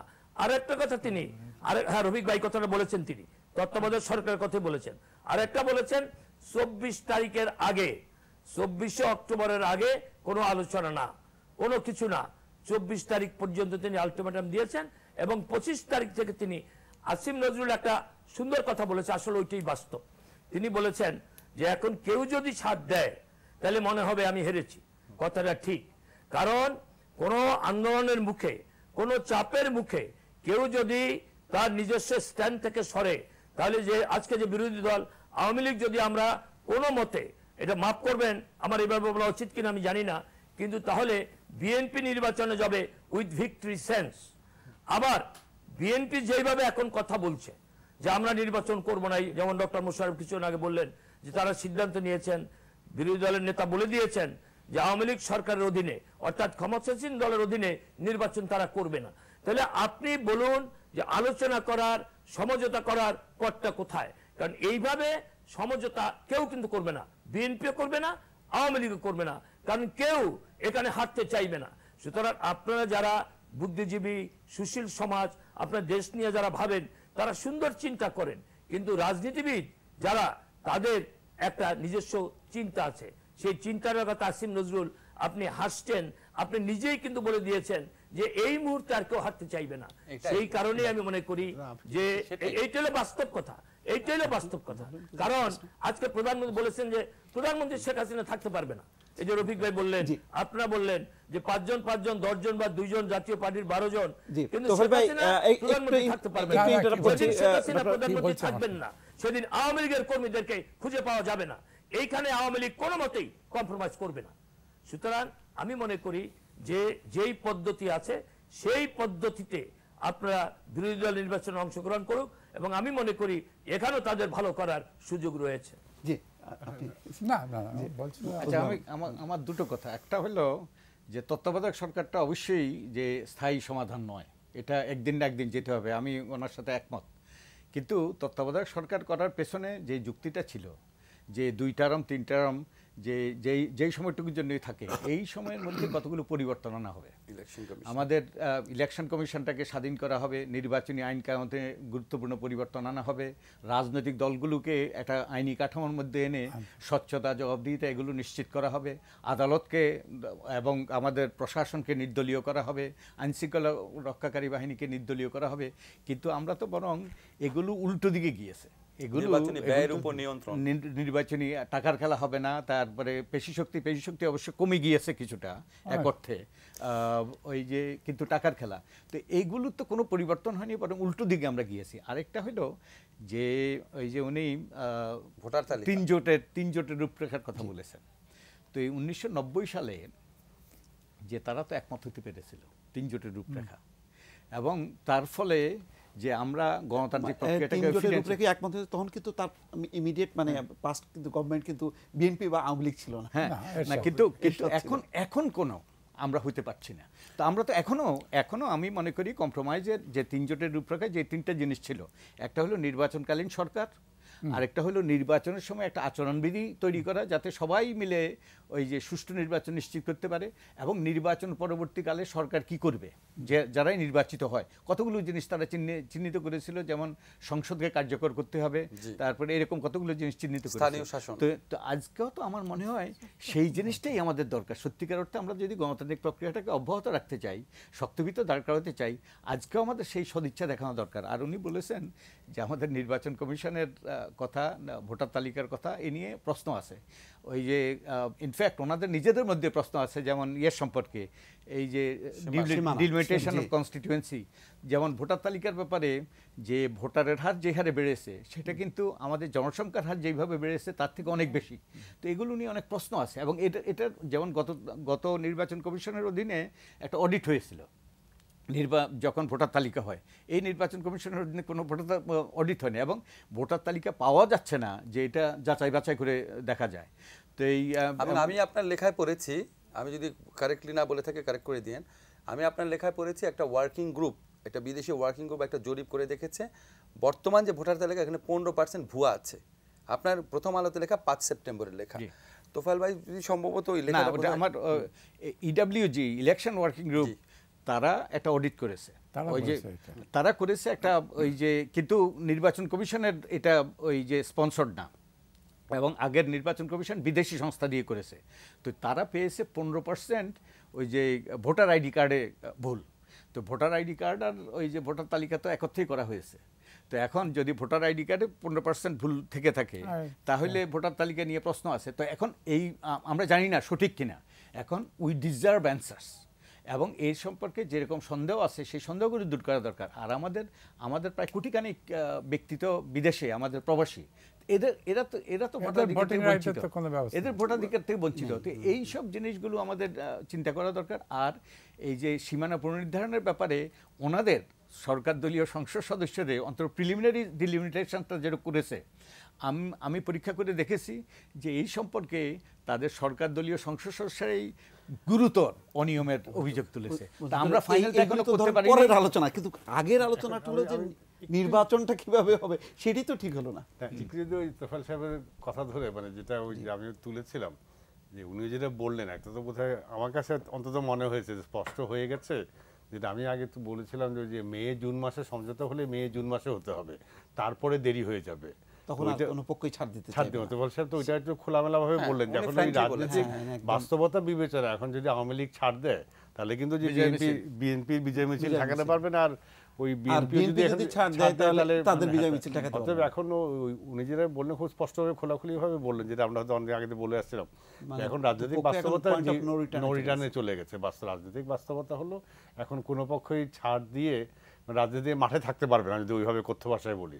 অতএব ওই জন্য এখন আমরা আর মানে সমঝোতার অনেক সম্ভাবনা নিয়ে আলোচনা করছি এবং আমরা সবাই চাচ্ছি যে কি হবে, ইলেকশন হবে না, ইলেকশন হবে, মানে ইলেকশন তো হতে হবে, ইলেকশন হবে, হ্যাঁ ইলেকশন কবে হতে হবে, কবে হতে হবে, আমাদের কনস্টিটিউশন সাংবিধানিক বাধ্যবাধকতা আছে। নরমাল ডেট হলে অক্টোবরের মধ্যে, অ্যাবনরমাল ডেট হলে তখন থেকে 90 দিন, কিন্তু মানামারি হলে যদি 3-4 মাস আগে পরে তো সৃষ্টি হয় ব্যাপার না, ব্যাপারটা হচ্ছে 6 মাসও ব্যাপার না, ইলেকশনটা হবে নাকি এবং পার্টিসিপেটরি ইলেকশন হবে না।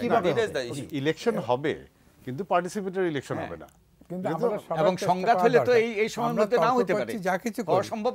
আমাদের চেষ্টা করা দরকার to convince this two ladies যে বাবা you come to an agreement, সংলাপ করো, কনফ্রন্টেশন না কনসিলিয়েশন। আমার মনে হয় আপনার কথার সাথে আমি সম্পূর্ণ একমত।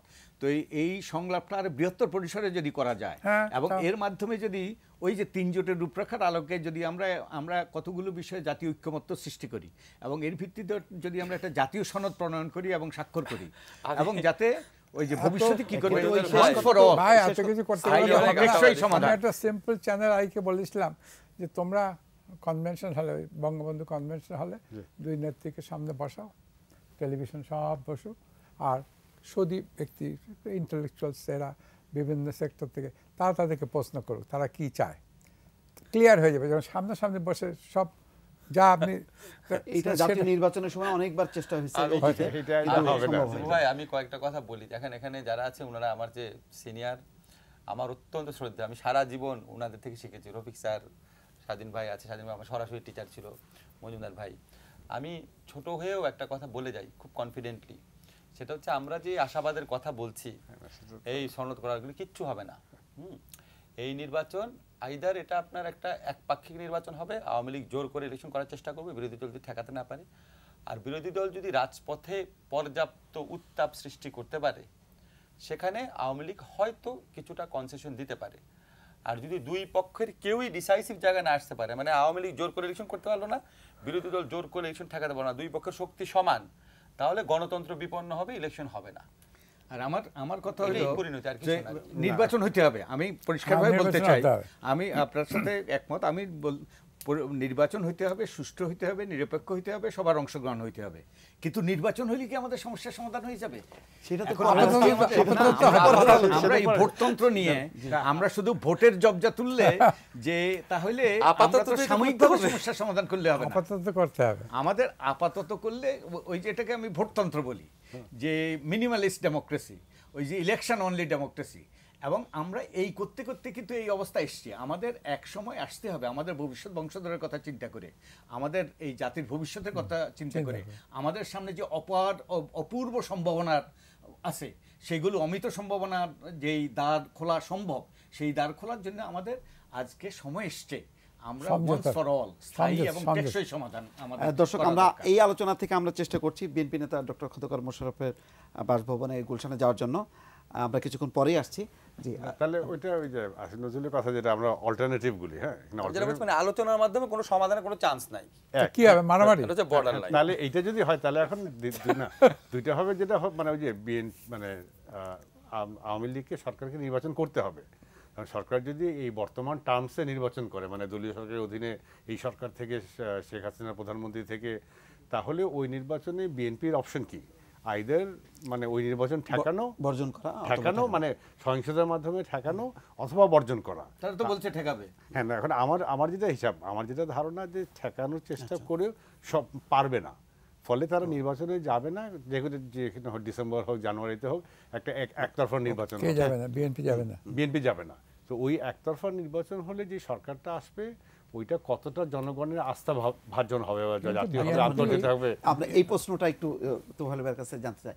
দর্শক, আমরা এখন আবার যাচ্ছি তোফায়েল ভাইয়ের বনানীর বাসায়। তোফায়েল ভাই, যেই কথাটি হচ্ছে যে একটা তো নির্বাচন হতে হবে, তো এই নির্বাচনটা এখন যেভাবে চলছে, এটা যদি মনে করেন যেটি বলেন ডক্টর স্বাধীন মালিক যেটা বলেন, যে যদি এটি একতরফা হয়, গ্রহণযোগ্য না হয়, তাহলে তো এই নির্বাচনটা খুব একটা অর্থ বহন করবে না। এই পরিস্থিতিটা আপনারা কিভাবে সামাল দেবেন? আমি আসলে আপনার এই কথার উত্তর দিচ্ছি, তার আগে নির্বাচন কমিশন নিয়ে যে ভোটার লিস্ট নিয়ে যে কথাটা বলেছে, 1,32,00,000 ভুয়া ভোটার ছিল, সেটা আর নাই। বিগত তত্ত্বাবধায়ক সরকারের যতই আমরা সমালোচনা করি না কেন বা যারাই করেন না কেন, তারা কিন্তু একটা ভোটার লিস্ট প্রণয়ন করেছিলেন। আমি ব্রিগেডিয়ার জেনারেল অবসরপ্রাপ্ত সাখাওয়াত সাহেবের বক্তৃতা শুনেছি, তিনি বলেছেন যে ক্ষমতাসীন দলের অধীনে নির্বাচন সম্ভব না, একটা কথা বলেছেন। তিনিও কিন্তু, আমরা যখন ক্ষমতায়, তিনি কিন্তু নির্বাচন কমিশনার ছিলেন। তার নির্বাচন কমিশনে আমরা কিন্তু কোনো উপনির্বাচন, পৌর নির্বাচন, সিটি কর্পোরেশন নির্বাচন আমরা প্রভাব বিস্তার করতে চাই নাই। 2 নম্বর কথা হইল, যে কথাটা আপনার বললেন যে ভুয়া ভোটার লিস্ট, ভোটার লিস্টটা ভুয়া না। ওই যে আইডেন্টিটি কার্ডের মধ্যে কিছু বাবার নাম ভুল, আবার বাবার নাম বয়স 40 আর পুত্রের বয়স 60, এইরকম কিছু ভুল ত্রুটি আছে, কিন্তু লিস্টটা ভুয়া না।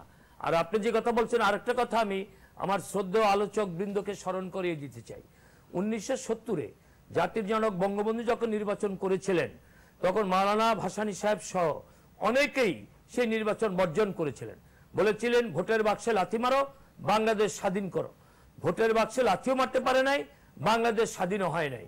এবং দেখেন, সেই নির্বাচনের মধ্য দিয়ে বঙ্গবন্ধু বিজয়ী হয়ে সেই 71-এ মুক্তিযুদ্ধ করে আমরা স্বাধীন হয়েছি।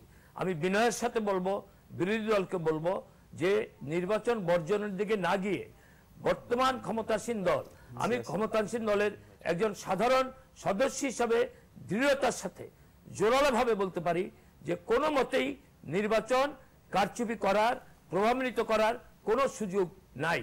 এবং এই নির্বাচনে যদি আমরা সকলে অংশগ্রহণ করি, সত্যিকার অর্থেই যেই দল জনপ্রিয়, যেই দলকে মানুষ ভোট দেবে, সেই দলে বিজয়ী হবে। সুতরাং এর বাইরে আমি আর কোনো সুযোগ দেখি না। কারণ আলাপ আলোচনার কথা ছিল, দেখেন পার্লামেন্ট চলছে, আজকে বিরোধী দল এই পার্লামেন্টে আসলো না, কোনো কারণ নেই।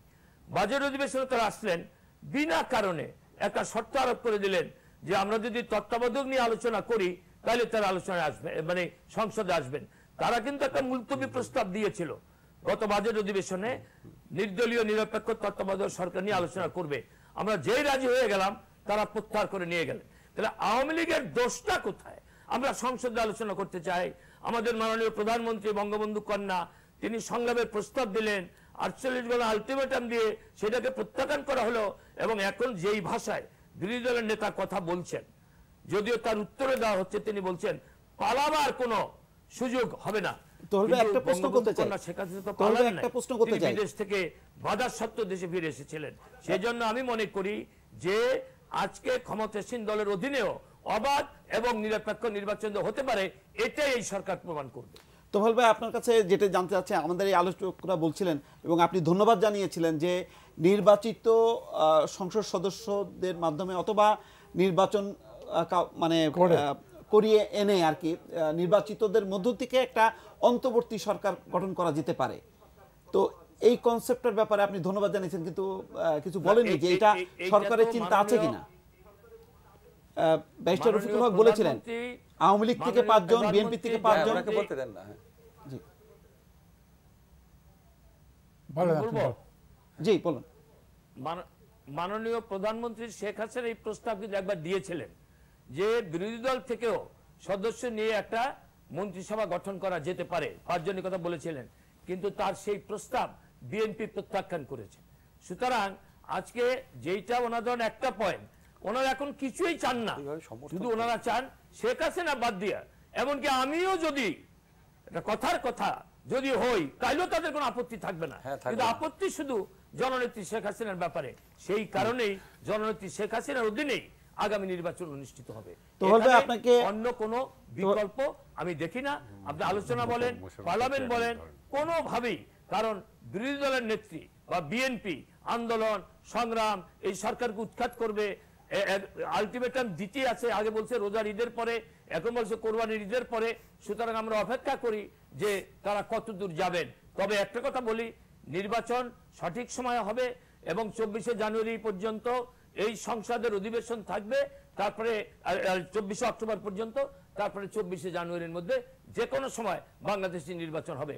মাননীয় স্পিকার শিরিন শারমিন চৌধুরী শুধু বলেছিলেন যে 24শে জানুয়ারি পর্যন্ত এই সরকারের এই পার্লামেন্টের মেয়াদ থাকবে। এইটাকে সমালোচনা করা হয়েছে। যে কোনো লোকের সংবিধান পড়লে বলতে পারবে যে এই সংসদের মেয়াদ আগামী 24শে জানুয়ারি পর্যন্ত। তোফায়েল ভাই আপনাকে অনেক ধন্যবাদ, অনেক ধন্যবাদ জানাচ্ছি আমাদের অনুষ্ঠানে অংশ নেওয়ার জন্য। তোফায়েল ভাই আপনাকে অনেক ধন্যবাদ জানাচ্ছি আমাদের এই অনুষ্ঠানে অংশ নেওয়ার জন্য। নির্বাচন হতে পারে। জি ধন্যবাদ তোফায়েল ভাই। দর্শক আমরা শুনছিলাম আমাদের এই আলোচকরা যে বক্তব্য দিচ্ছিলেন তার প্রেক্ষিতে আওয়ামী লীগ নেতা তোফায়েল আহমেদের বক্তব্য আপনার কাছ থেকে শুনি। তোফায়েল ভাই এতক্ষণ যে কথা বললেন, দেখেন তোফায়েল যে কথা বললেন, সত্যিকারের একটা সুস্থ পরিবেশ হলে এর চেয়ে ভালো কথা আর কেউ বলতে পারে না। কিন্তু আনফর্চুনেটলি আমরা এমন একটা সিচুয়েশনের মধ্যে যাচ্ছি, একে অপরের প্রতি বিদ্বেষ, কারোর প্রতি কারোর আস্থা নেই, কাউকে কেউ ভদ্রভাবে কথা বলে না, কেউ কাউকে বিশ্বাস করে না, কেউ কারোর সঙ্গে কথা বলে না, মুখোমুখি হয় না। সেই ক্ষেত্রে এই থিওরি বলে তো কোনো লাভ নেই। প্র্যাকটিক্যাল বলেন, যেটা জনসাধারণ অ্যাকসেপ্ট করে, যেটা সবাইকে নেন, ওদের কাউকে নেবেন না, দুজন কেউ থাকবে না, অন্যদের নিয়ে আপনার একটা ইলেকশনটা করে দেন। তারপর ইলেকশনে মানুষ যার ভোট যাকে দেবে ভোট আমরা অ্যাকসেপ্ট করে দেবে, জনসাধারণ অ্যাকসেপ্ট করবে। 5 বছরের জন্য করবে না, 5 বছরের ইলেকশন হবে, লাস্ট 5 ইয়ার্সের লাস্ট ইয়ারে আবার এই একই জিনিস হবে। ওটা আমাদের অভ্যাসে দাঁড়িয়ে গেছে, আমরা এর থেকে আমরা রেহাই পাবো না। কবে রেহাই পাবো, মরে গেলে হয়তো নেক্সট জেনারেশন পাবে, কিন্তু আমাদের জেনারেশনে মনে হয় না যে এই সমঝোতার মধ্যে এইটা হবে। ওই যে উনি একটা কথা বলেছেন যে অন্য দেশে যেভাবে, যেমন আমাদের প্রধানমন্ত্রী বলে অন্য দেশে যেভাবে নির্বাচন হয় আমাদের দেশেও সেভাবে হবে, কিন্তু অন্য দেশের সাথে আমাদের তুলনা করা যায় না। যেমন ভারতের সাথেই যদি আমরা ধরি, ভারতের সাথে যদি তুলনা করি, যে ভারত তাদের ওই প্রশাসন নিরপেক্ষতার সাথে কাজ করে, তাদের নির্বাচন কমিশনটা শক্তিশালী, তারপরে জুডিশিয়ারি তারা নষ্ট করে নাই, তাদের সংসদেও তাদের ওখানে অনেক রকম ওই যে দুর্বৃত্তায়ন আছে, অনেক রকম সমস্যা আছে, কিন্তু তাদের বিরুদ্ধে ব্যবস্থা নেয়। তো তাদের প্রতিষ্ঠানগুলো দাঁড়িয়ে গিয়েছে, তাদের কতগুলো মূল্যবোধও তারা ওই যে চর্চা করে। তো আমার তো সেগুলো কিছুই হয় নাই, বরং আমরা উল্টো দিয়ে গিয়েছি। আমরা অন্যদের, তারপরে এই যে সোনিয়া গান্ধী, তিনি প্রধানমন্ত্রী হতে পারতেন, কিন্তু তিনি ওই যে এটা স্বেচ্ছায় ত্যাগ করেছেন। তো সেই রকম মানসিকতা, সেই রকম দৃষ্টিভঙ্গি যদি হতো তাহলে আমাদের দেশে হতে পারত। এবং অন্যান্য দেশে যেমন কেউ যদি নির্বাচনে পরাজিত হয়, যেমন ব্রিটেনে নির্বাচনে পরাজিত হলে সেই ওই যে দলের নেতা সে পদত্যাগ করে। তো এই রকম আমরা সেই রকম মূল্যবোধ যদি গড়ে না তুলি, তাহলে তো আমরা সেই দেশের সাথে ওই একটা সামান্য বিষয়ে তুলনা করলে তো হবে না, সার্বিক বিষয়ে তুলনা। আমার একটা মনে হয় কি, তোফায়েল ভাই খুব কনভিন্সিং কিছু কথা বলেছে। তোফায়েল ভাই একটা জিনিস আর্গুমেন্ট দিয়েছেন, যেমন ধরুন 70 সনের নির্বাচনের ভাসানি ইলেকশনে আসলো না শোনা, বাট আমার কাছে মনে হয় কি, ধরেন আমরা তো আওয়ামী লীগের ওই আমল না, আরও আপনাকে স্পেসিফাই করি। দেখেন বিএনপির জন্য 2টা সন খুব ইম্পর্টেন্ট। বিএনপি 1986 সনের নির্বাচনে বর্জন করেছিল, যে নির্বাচনে জাতীয় পার্টি, আওয়ামী লীগ, জামাত মিলে অংশগ্রহণ করেছিল। এই নির্বাচন যদি বিএনপি বর্জন না করতো তাহলে বিএনপি পরবর্তীকালে ক্ষমতায় আসতে পারতো না। 99 বেগম জিয়ার আপসহীন ইমেজ তখনই গড়ে ওঠে। আবার বিএনপি 2006 সনে নির্বাচনে অংশগ্রহণ করেছিল, যেটাকে এখন পর্যন্ত বিএনপির অনেক একটা ব্লান্ডার হিসাবে ধরে নেয়। 2006 লাস্ট তত্ত্বাবধায়ক সরকারের অধীনে যে ইলেকশনটা, 2009 2009 ইলেকশন, মানে বিএনপি একটা নির্বাচন বর্জন করে লাভবান হয়েছিল এবং 2009 নির্বাচনে অংশগ্রহণ করে তারা ক্ষতিগ্রস্ত হয়েছে। এই ধরনের বক্তব্য আমরা স্বয়ং খালেদা জিয়ার মুখ থেকেও শুনেছি আর কি। তো হয় কি, বিএনপি তো 1970 সন মনে রাখবে না, তাদের জন্য তো 1986, 2009 এগুলো ইম্পর্টেন্ট, যে জন্য আমরা আশাবাদী হতে পারি না। আরেকটা কথা তোফায়েল ভাই যেটা বলেছেন, ধরেন উনি বঙ্গবন্ধুকে খুবই ভালোবাসছেন, বঙ্গবন্ধু কন্যা ওনার কাছে একটা খুবই শ্রদ্ধাপূর্ণ আসনে অধিষ্ঠিত, যে জন্য উনি খুব ইমোশনাল হয়ে বলেছেন যে যেহেতু শেখ হাসিনাকে বাদ দিয়ে সরকার গঠন করতে বলেছে, এই জন্য শেখ হাসিনাই থাকবেন। তোফায়েল ভাইকে আমি সবিনয় স্মরণ করিয়ে দিই, এক্স্যাক্টলি একই কথা 1996 সনে আপনারা খালেদা জিয়ার ক্ষেত্রে বলেছিলেন, সর্বদলীয় সরকার হতে পারে কিন্তু সেই সরকারের প্রধান কোনোভাবেই খালেদা জিয়া হতে পারবে না। সাল লিনিয়ান যখন আসছিলেন তখন আপনারা বলেছিলেন। আমি একটা জিনিস কম্প্রোমাইজ তো হয়ে গিয়েছিল, ওই ইস্যুতেই কম্প্রোমাইজ হয়নি, তো যেটা আপনারা মানেন না সেটা বিএনপির কাছে কেন এক্সপেক্ট করেন, এটা মানে আসলে বুঝতে পারি না। আপনি যদি একটু যোগ করেন তাহলে এইভাবে যদি পরিস্থিতিটা চলতে থাকে তাহলে আপনি বলছেন যে অলরেডি লেট, তাহলে এখন যে এই যে কথাটা একটু আমরা মানে আতঙ্কিত, যে এই যে ছাড় দিলেই কোনো পক্ষ ছাড় দিলেই বিজয় মিছিল নামবে, সুতরাং কেউ ছাড় দিতে চাইবে না, একটা ডেডলক একটা পরিস্থিতি, এই পরিস্থিতিটা কিভাবে ভাঙবে, কারা ভাঙবে, কিভাবে ভাঙবে? একটা ওইখানে মানে আমার থেকে আমার স্যারের তুলনায় না, বাট ABM মুসা সাহেব না আমাদের বাকি সবার তুলনাতে অনেক বয়োজ্যেষ্ঠ, অনেক অভিজ্ঞতা এবং এইসব রাজনীতি অনেক কাছ থেকে দেখেছেন। তো উনি বেশ কয়েক মাস আগে ওনার একটা কথা আমার খুব মনে ধরেছিল, ওইটা থেকে কিন্তু আমিও কিছুটা মানে ইনফ্লুয়েন্স হয়েছি। উনি বলেছেন যে বাঙালিও যে দুই ভাই আগে মানে মারামারি করে মাথা ফাটায়, তারপরে মুরব্বীদের কাছে যায় ইয়ে করতে, মানে সালিশ করতে।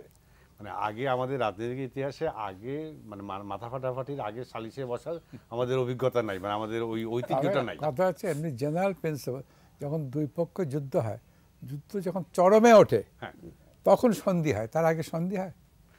সেটাও ঠিক, কখনো তো তার আগে সন্ধি হয় না।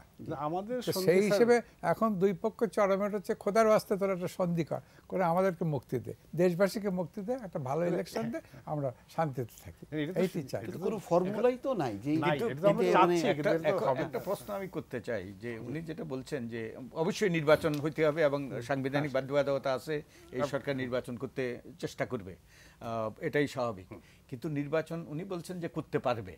তো এখন অনেকে কিন্তু আমরা নিশ্চিত নই যে এটা করতে পারবে, কারণ পারবে অর্থে ওই অর্থে বলছি যে এটা সুস্থ মানে পার্টিসিপেট সবাই অংশগ্রহণ নির্বাচন হবে না, কিন্তু নির্বাচন হবে, কারণ বিরোধী দল যখন এটা প্রতিরোধ করার কথা বলে এবং একই সাথে যখন নাগরিকদের ওই যে এই বর্তমান যে পদ্ধতির সম্পর্কে যখন আস্থা নাই এবং অন্যান্য দলও আছে এবং তারাও কিন্তু বসে থাকবে কিনা, তারাও তো প্রতিহত করার চেষ্টা করবে, তখন এই অবস্থায় যে তারা করতে পারবে কিনা আমি নিশ্চিত নই। সেটা করতে পারলো না, কিন্তু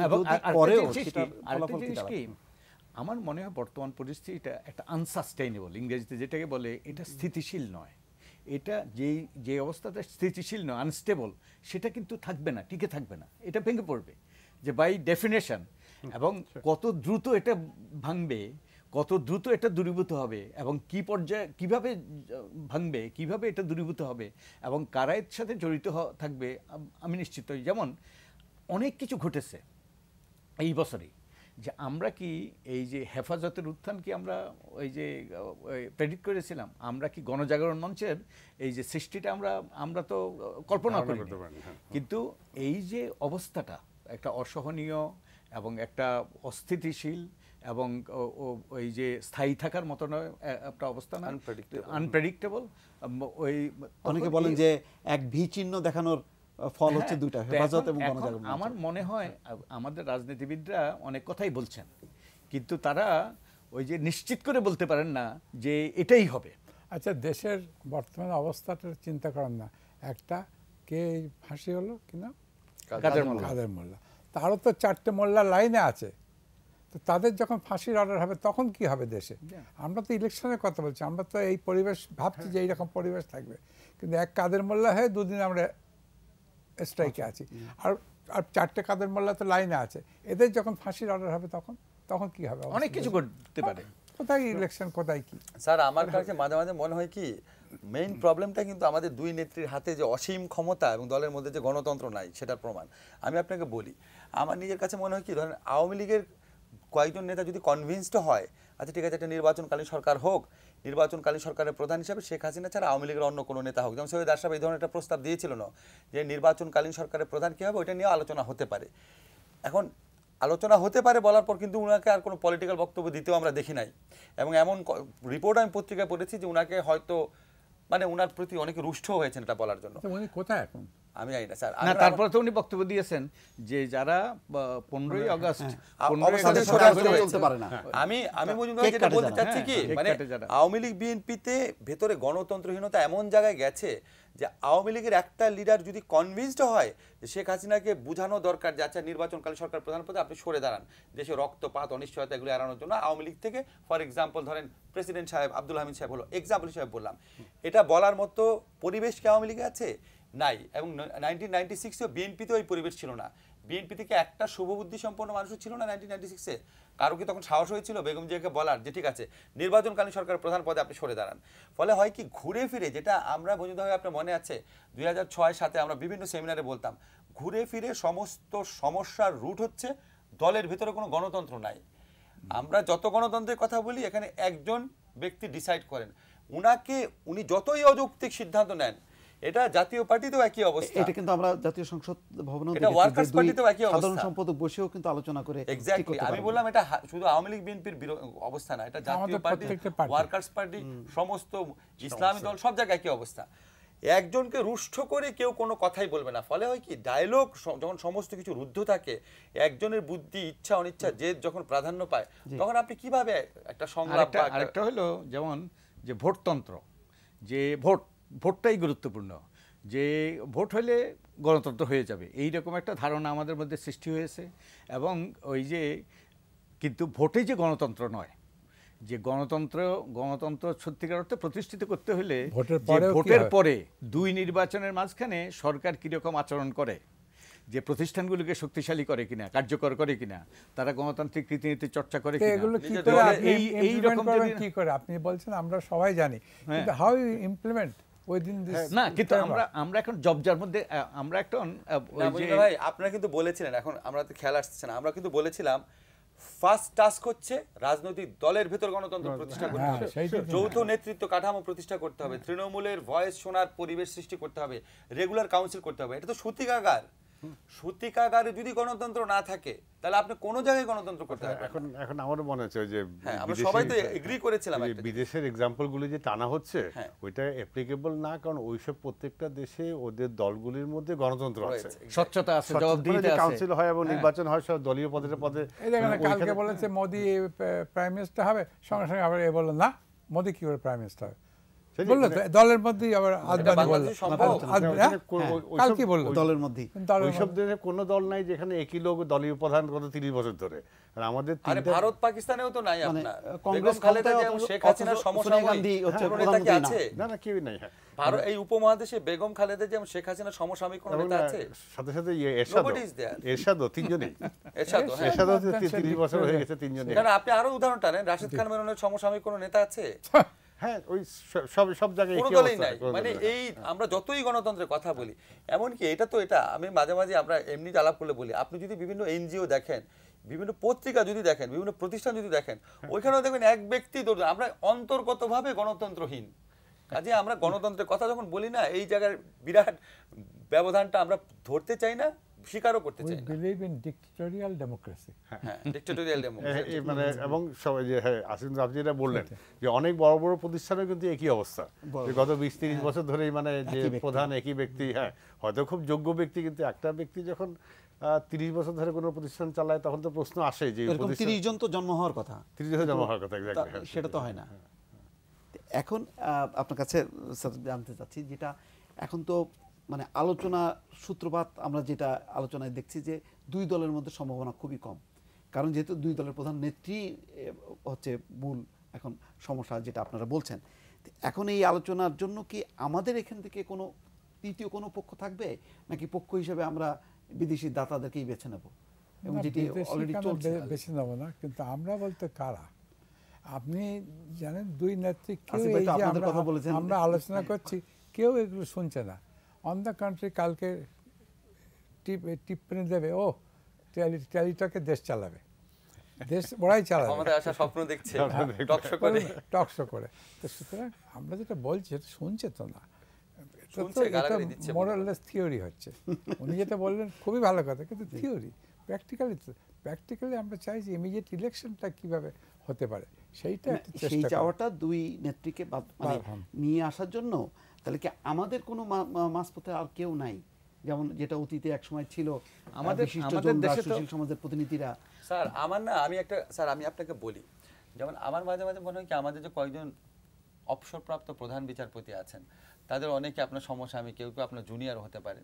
হয় কি স্যার, প্রধান বিচারপতি খুব বড় পোস্ট, তো এমন ধরেন justice Habibur Rahman, justice Shahabuddin Ahmed, justice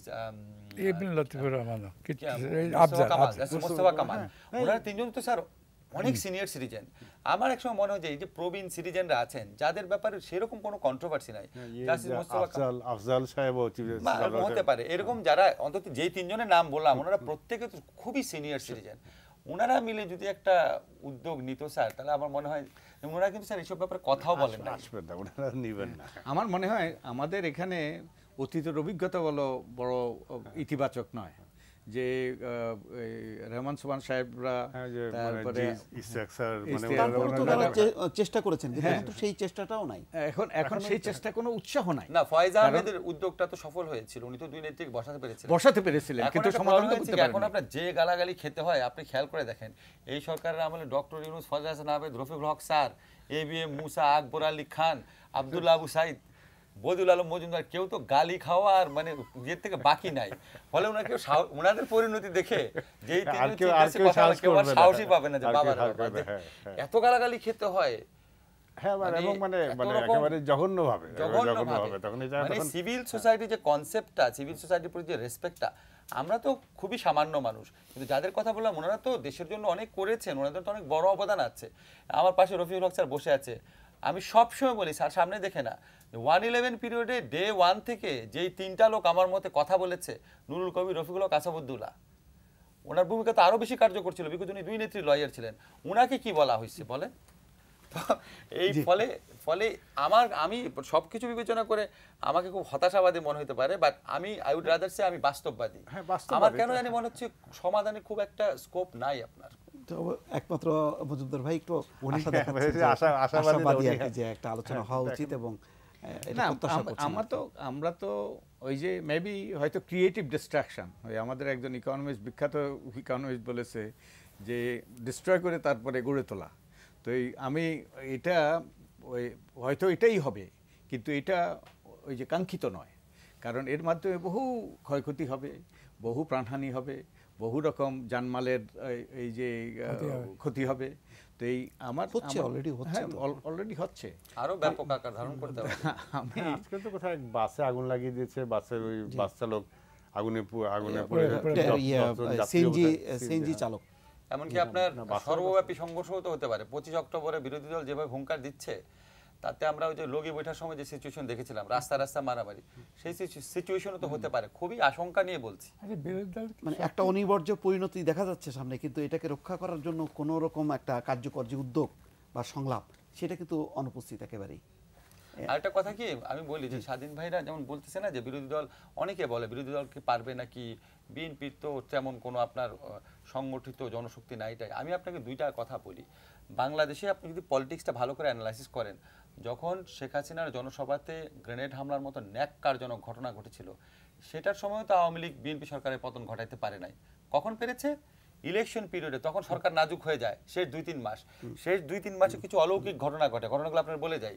একটা হচ্ছে ধরেন যারা বিরোধী দলের নেতাকর্মী থাকে, তারা চিন্তা করে এখন যদি আমি প্রকাশিত না হই তাহলে তো মন্ত্রী, এমপি, টেন্ডারবাজি কিছুই করতে পারবো না। জীবন দিয়ে নামে সবাই মাঠে, বিএনপির ক্ষেত্রেও নামবে।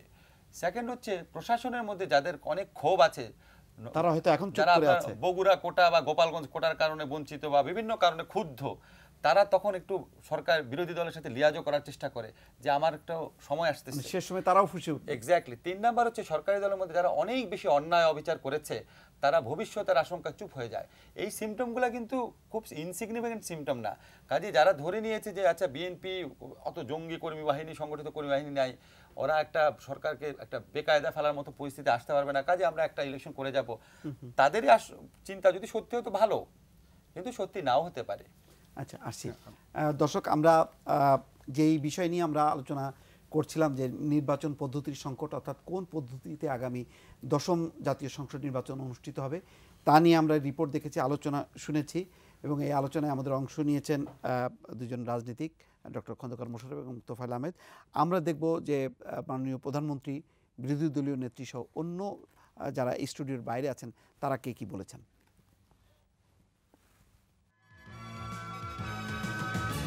বিরোধী দলের নেত্রীকে জিজ্ঞাসা করি, 5টা সিটি কর্পোরেশন নির্বাচন হলো, সেই নির্বাচনে তো বিএনপি সমর্থিত প্রার্থী জয় লাভ করেছে। নির্বাচন কমিশন যদি অবাধ নিরপেক্ষ নির্বাচন না করে থাকে তাহলে তার প্রার্থীরা 5টা সিটি কর্পোরেশনে জয়ী হলো কিভাবে? যে কোনো মূল্যে এই নির্বাচন বাংলাদেশে অনুষ্ঠিত হবে। ওই বিএনপি নেত্রীর সাধ্য নাই তিনি নির্বাচন বানচাল করেন, আমরা তা হতে দেব না। সরকার আমরা দিয়েছিলাম, আপনারা দাবি করেছিলেন, তবে আজকে দেশের প্রয়োজনে 90 লাখ মানুষ যখন এই কেয়ারটেকার সরকার চায় তখন কেন আপনারা দেবেন না? কে হাসানকে যদি আপনারা গ্রহণ করতে না পারেন তাহলে হাসিনাকে কি করে দলীয় লোক হয়ে কি করে গ্রহণ করা যাবে? ইরশাদের সময় সংবিধান দেখায়নি আমাদেরকে, 96 ফেব্রুয়ারি ইলেকশন পরে সংবিধান দেখানো হয়নি, তখন তো একই কথা হয়েছিল যে অন্য কোনো শক্তির কাছে চলে যাবে না, আমাদেরকে একটা বুদ্ধি বার করতে হবে। তো এই ইতিহাস থেকে তো আমরা নিজেকে বিচ্ছিন্ন করতে পারি না। নির্দলীয় সরকারের অধীনে ছাড়া শান্তিপূর্ণভাবে নির্বাচন হওয়ার কোনো সুযোগ নাই এবং সকল রাজনৈতিক দলের অংশগ্রহণের মাধ্যমে যদি সংসদ এগিয়ে নির্বাচন করতে হয় তাহলে নির্বাচন কমিশনের জন্য কিছু অবশ্যই কিছু টাফ হবে, কিছু দুরূহ হবে, আর সংসদ ভেঙে নির্বাচন করলে সহজ হবে। টাইম আর হাতে নাই, কাজেই এই সংকট নিরসনে আমরা সরকারের কাছ থেকে, সরকারি দলের কাছ থেকে, বিরোধী দলের কাছ থেকে আমরা স্পষ্ট কথা জানতে চাই। এই সংকটের মূল কারণটি হচ্ছে বাংলাদেশে কোনো রাজনীতি নেই এখন, কারণ আমি মনে করি আছে ক্ষমতা নীতি। ইলেকশন হবে, সময় মতন হবে, এর মধ্যে কোনো ডিলে হবে না। আর আমাদের সংবিধানে যেভাবে বলা আছে 5 বছরের মেয়াদ শেষ হওয়ার আগে ইলেকশন হতে হবে, সেই ইলেকশন করিসবি লাস্ট যেটা প্রধানমন্ত্রীর উপদেষ্টা তিনি সেটা তো প্রধানমন্ত্রীর কথাটা উনি বললেন, রাজা বলেছে প্রজারা তো বলবেই। যদি রাজা এটুকু বলে থাকে প্রজারা তো আরো অনেক বেশি বলবে, তেমন কিছু বলে নাই। ভদ্রলোক যা প্রধানমন্ত্রী যেটা বলেছে সেইটি বলছে, এই সরকারের আন্ডারে ইলেকশন হবে, এইটা নিয়েই তো আমরা আলোচনা করছি। আমাদের মেন উদ্দেশ্য হচ্ছে একটা ইলেকশন হোক, ও বিএনপির আন্ডারেও না, এই সরকার একটা নিউট্রাল একটা বডি হোক, তার ইলেকশনটা করে দিয়ে চলে যাক, এইটি হচ্ছে সবচেয়ে ভালো। সেটা তো কেউ মানবে না। আসিফ, আপনার কাছে আছে যে তাহলে কি এখন সামনের এই সংকট উত্তরণের জন্য যে বিদেশিদের দৌড়ঝাঁপ দেখছে, তাহলে তারাই কি মূল নিয়ামক হিসাবে সামনে চলে আসবে? না, বাংলাদেশে স্যার বলেন, আমি না, বিদেশি অনেক আশা করছে যে জাতিসংঘ যেখানে হস্তক্ষেপ করেছে, যেখানে এটা ঠিকই, তাহলে আমাদের ক্রাইসিসটা কোথায় পৌঁছেছে যে জাতিসংঘ একটা ওয়ান অফ দ্য স্টেট, এতগুলো স্টেটের মধ্যে একটা স্টেটে কি ইলেকশন হচ্ছে, দুই নেত্রীর সঙ্গে কথা বলছে, এতে বোঝেন না তিনি কথা বলেছেন। হ্যাঁ, তো এটা চিন্তা করে থাকে কোথায় আমরা গিয়েছি। সেটা যদি আমরা সেন্সেবল না হয় তাহলে কি আর হবে? আমরা কিন্তু স্যার আফ্রিকার দেশগুলোর ক্ষেত্রে উদাহরণ দেখেছি, জাতিসংঘ যখন ইন্টারভিন করে ওইটা একটা মানে খুবই ডিসক্রেডিটফুল একটা চিত্র তুলে ধরে একটা দেশের, যে এই দেশের জনগোষ্ঠী নিজেরা নিজেদের সমস্যা সমাধান করতে পারে না। আমরা সেটা চাই না। তবে এমনি আপনি যদি দূতাবাসগুলোর কথা বলেন, আমার একটা অবজারভেশন হচ্ছে রাজপথে জনগণ যখন কোনো সিদ্ধান্ত নেয়, কোনো দূতাবাস যত শক্তিশালী হোক না কেন তার বিপক্ষে যায় না।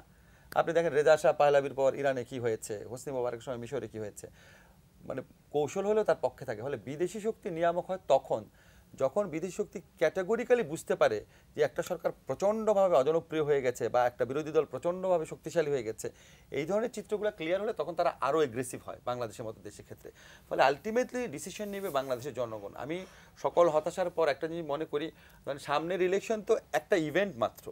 আমাদের গণতন্ত্রের অভিযাত্রাটাকে যদি আমরা ম্যারাথন দৌড় হিসাবে চিহ্নিত করি, তাহলে এটা হয়তো 100 মিটার, মাঝখানের 100 মিটার হয়তো। সো এখানে যদি আমার একটুখানি স্লথ গতিও হয়, পরে কাভার করার সুযোগ থাকবে। একটা দুটো ইলেকশনে যদি এরকম ঝামেলাও হয়, তারপরও বাংলাদেশের মানুষের যে অসীম শক্তি, আপনার যেখানে আশাবাদের জায়গা, যে বাংলাদেশের মানুষ রায় দিতে ভুল করে না, বাংলাদেশের মানুষ কোনো স্বৈরাচারী স্বেচ্ছাচারী সরকারকে ক্ষমতা থেকে উৎখাত করার ক্ষেত্রে জীবন চলে যাবে, কোনো প্রবলেম হবে, এইসব বিবেচনা করে না, খুবই ইমোশনাল, এবং বাংলাদেশের মানুষ দেশকে খুবই ভালোবাসে। তো এগুলি যখন ঠিক আছে, গণতন্ত্রের অভিযাত্রার যে ম্যারাথন দৌড়, সেখানে আমরা জিত। কিন্তু কতগুলো জিনিস আপনি যদি নষ্ট করেন, এগুলো সহজ নয় আবার গড়ে তোলা।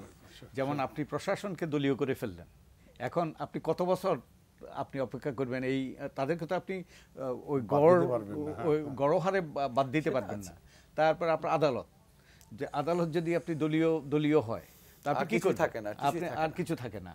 তারপরে আমাদের প্রতিষ্ঠানগুলো, অন্যান্য প্রতিষ্ঠানগুলো আমাদের, এইগুলো যদি ওই যে তারা যদি মানুষের আস্থাহীনতা সৃষ্টি হয়, যেটা রাজনৈতিক দলের ক্ষেত্রেও যে যেভাবে রাজনৈতিক দলগুলোর মধ্যে গণতন্ত্র চর্চার অভাবে নষ্ট হয়ে গেছে এবং অঙ্গ সংগঠনগুলির যে চেহারা দাঁড়িয়েছে, সেখানে যেমন আমরা 1/11-এর সময় এই সামরিক সরকারের বিরুদ্ধে রাজপথে কিন্তু একটা মিছিলও দেখিনি, যদিও সাধারণ ছাত্ররা করেছে, সাধারণ ছাত্ররা একটা ঘটনা করেছে ঢাকা বিশ্ববিদ্যালয়ে, সাধারণ ছাত্ররা করেছে, কিন্তু সেটা কিন্তু অন্য একটা ঘটনাকে কেন্দ্র করে, ঠিক ওই সাধারণ ছাত্ররা প্রতিরোধ করেছে। আপনাকে আরো ক্যাটাগরিক্যালি বলি, ওই সময় টক শোতে কথা বলেছি আমরা, আওয়ামী লীগ বিএনপি নেতারা কথা বলে নাই, রাজপথে কেউ ছিল না, কিন্তু তারা তো রাজনীতির সাথে যুক্ত নয়। তারা তো ওই যে লুটপাট, তারা তো ওই যে টেন্ডারবাজি, তারা তো এইসব অপকর্মের সাথে যুক্ত। তারা তো পরিবর্তনের পক্ষে নয়, তারা তো ওই যে সিস্টেমটাকে অব্যাহত রাখার পক্ষে নয়, তারা তো ব্যক্তি স্বার্থে পরিচালিত হচ্ছে। আর আমি যেটা দেখছি এখন রাজনীতির আকাল, যে এই যে সমঝোতা হচ্ছে না কেন, কারণ রাজনীতি নাই। রাজনীতি মানে কি? রাজনীতি হলো বলেন যে রাজনীতি বলে কিছু, হ্যাঁ আমি একমত। রাজনীতি মানে কি? রাজনীতি হলো একটা প্রক্রিয়া। রাজনীতি হলো সমস্যা সমাধানের প্রক্রিয়া, আলাপ আলোচনার মাধ্যমে, লেনদেনের মাধ্যমে, নেগোসিয়েশনের মাধ্যমে সমস্যা সমাধানের প্রক্রিয়া। এবং রাজনীতিক বলা হয় দি আর্ট অফ কম্প্রোমাইজ। তো এখন আমাদের তো এই যে অনরবস্থায় তো রাজনীতি নাই।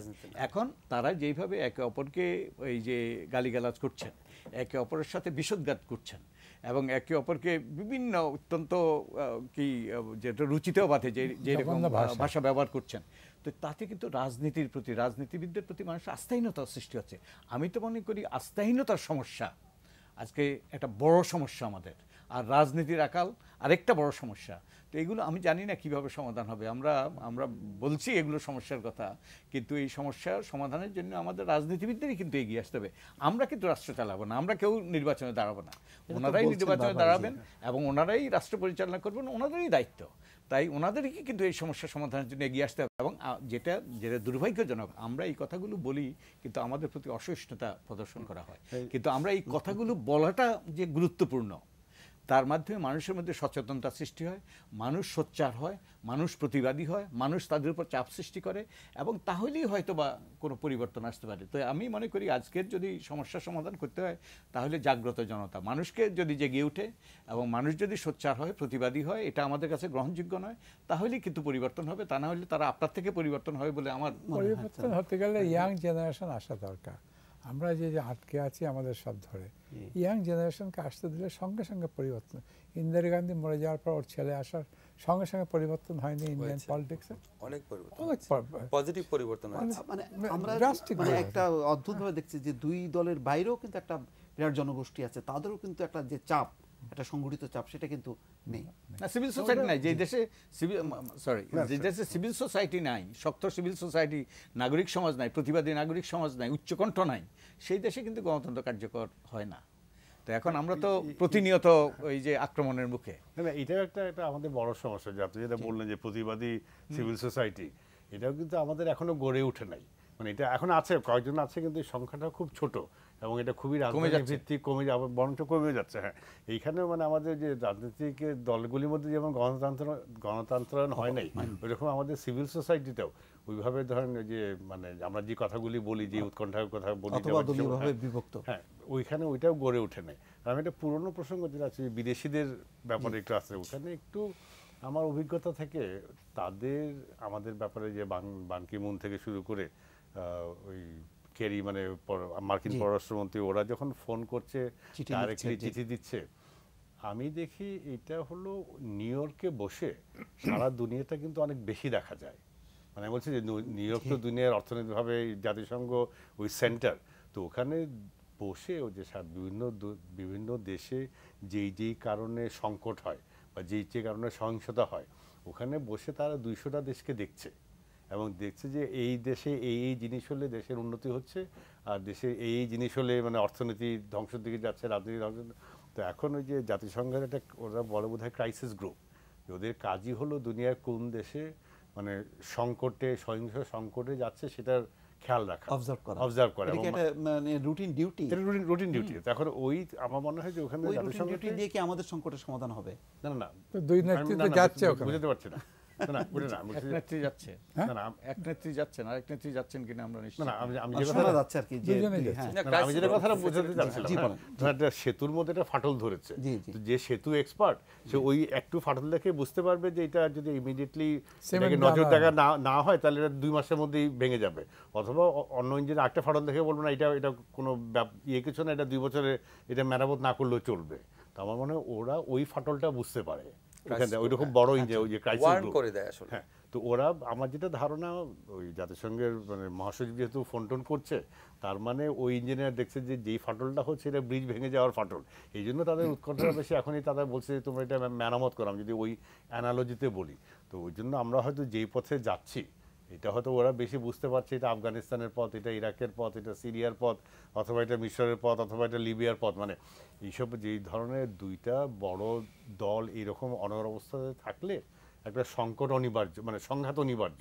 এবং এই সংঘাত থেকে হয় কি 2টা দল সমান সমান হলে, সিরিয়া যেটা হচ্ছে, যদি একটা দল ছোট হয় তাহলে বড় দল তাকে হয়তো মানে 1 মাস 2 মাসে তাকে দাবিয়ে দিতে পারে। আফ্রিকার বহু দেশে হচ্ছে, কিন্তু 2টা দল যদি সমান সমান হয়, আমাদের হলো 2টা দল সমান সমান, এবং হয়তো নিউ ইয়র্কে বসে দেখছে যে আমরা হয়তো ওই পথে যাচ্ছি, এবং ওইটা চিন্তা করে আমার খুব মানে উৎকণ্ঠা হয় যে আমরা হয়তো এই সংকটে একটা হতে পারি, সংকট অনেক গভীরে চলে গেছে, আমরা এখনো আশাবাদী, আমরা হয়তো ওটা বুঝতে পারছি না, কিন্তু ওরা হয়তো বুঝতে পারছে যে এখানে হয়তো এটা পরিণতি খুবই মানে দেশের নিরপরাধ নিরীহ জনগোষ্ঠীর জন্য পরিণতি খুব খারাপ হবে, ওই জন্য তাদের ওই উৎকণ্ঠা। আমরা গতবার যেটা স্যার দেখছিলাম যে গতবার যেমন একটা জাতিসংঘের একটা কার্যকর চিঠি বা উদ্যোগ বা মার্কিন রাষ্ট্রদূতের চাপ, সামরিক বাহিনী প্রধানের চাপ মিলে একটা রাজপথের আন্দোলনের চেয়ে ওই চাপটা একটা কার্যকর ছিল।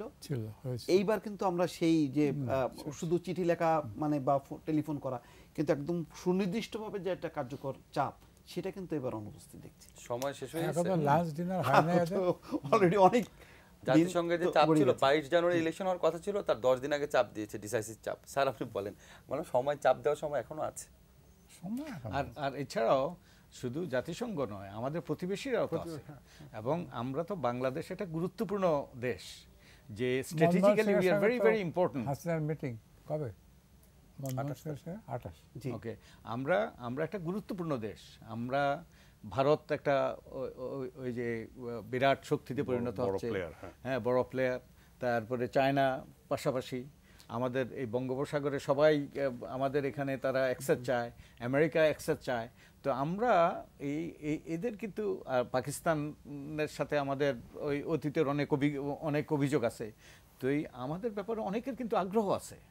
এখন এই আগ্রহেরও একটা প্রভাব পড়বে। মনমোহনের সাথে মিটিং এর ব্যাপারে কি আপনি আশাবাদী যে কিছু একটা হওয়ার? সেটা কিছুটা, কারণ মনমোহন ইন্ডিয়া কিন্তু দেখেন এত কাণ্ড হচ্ছে, আমরা ভেবেছিলাম ওপেনলি আওয়ামী লীগকে সাপোর্ট করবে বা সেটা কিছুই দেয় নাই। হঠাৎ দেখছি মনমোহনের সঙ্গে একটা মিটিং ব্যবস্থা হয়েছে, হাসিনা তো যাচ্ছিল না, প্রথমে তো ঠিক আছে হাসিনা যাবে না, তারপরে এখন যাচ্ছে এবং মনমোহনের সঙ্গে মিটিং হচ্ছে। তবে একটা জিনিস ঘটছে ইন্ডিয়াতে, আমি যতটুকু দেখেছি, আমি ইন্টারনেটে যতটুকু দেখেছি, ইন্ডিয়ার গুরুত্বপূর্ণ কাগজগুলোতে প্রতিদিনে প্রায় লেখা হচ্ছে, এডিটোরিয়াল লেখা হচ্ছে, পোস্ট এডিটোরিয়াল লেখা হচ্ছে যে এই যে বাংলাদেশের প্রতি ইন্ডিয়া অবিচার করছে, যে বাংলাদেশের প্রতি বিমাতা সুলভ আচরণ করার ফলে সীমান্ত চুক্তি, তারপরে ওই যে তিস্তা চুক্তি ইত্যাদি, এবং এর ফলে বর্তমান সরকার বিপদে আছে, এবং এই বর্তমান সরকারের প্রতি বর্তমান সরকার তাদের প্রতি বন্ধুত্বপূর্ণ সরকার, এবং এই সরকারের প্রতি তারা অবিচার করছে, এবং এই খবরের কাগজের এডিটোরিয়াল পোস্ট এডিটোরিয়ালের মাধ্যমে তারা সরকারকে বারবার করে বলার চেষ্টা করছে যে ভারত সরকার যেন সদয় হয়, এবং তারা যেন এইসব বিষয়গুলো সুরাহা করে। আজকের কাগজে আমি দেখেছি, গতকালকের কাগজে আমি দেখেছি যে সালমান খুরশিদ বলেছেন তাদের পররাষ্ট্রমন্ত্রী, তারা এই শীতকালীন অধিবেশনে তারা সীমান্ত চুক্তিটা তারা নিয়ে আসবে।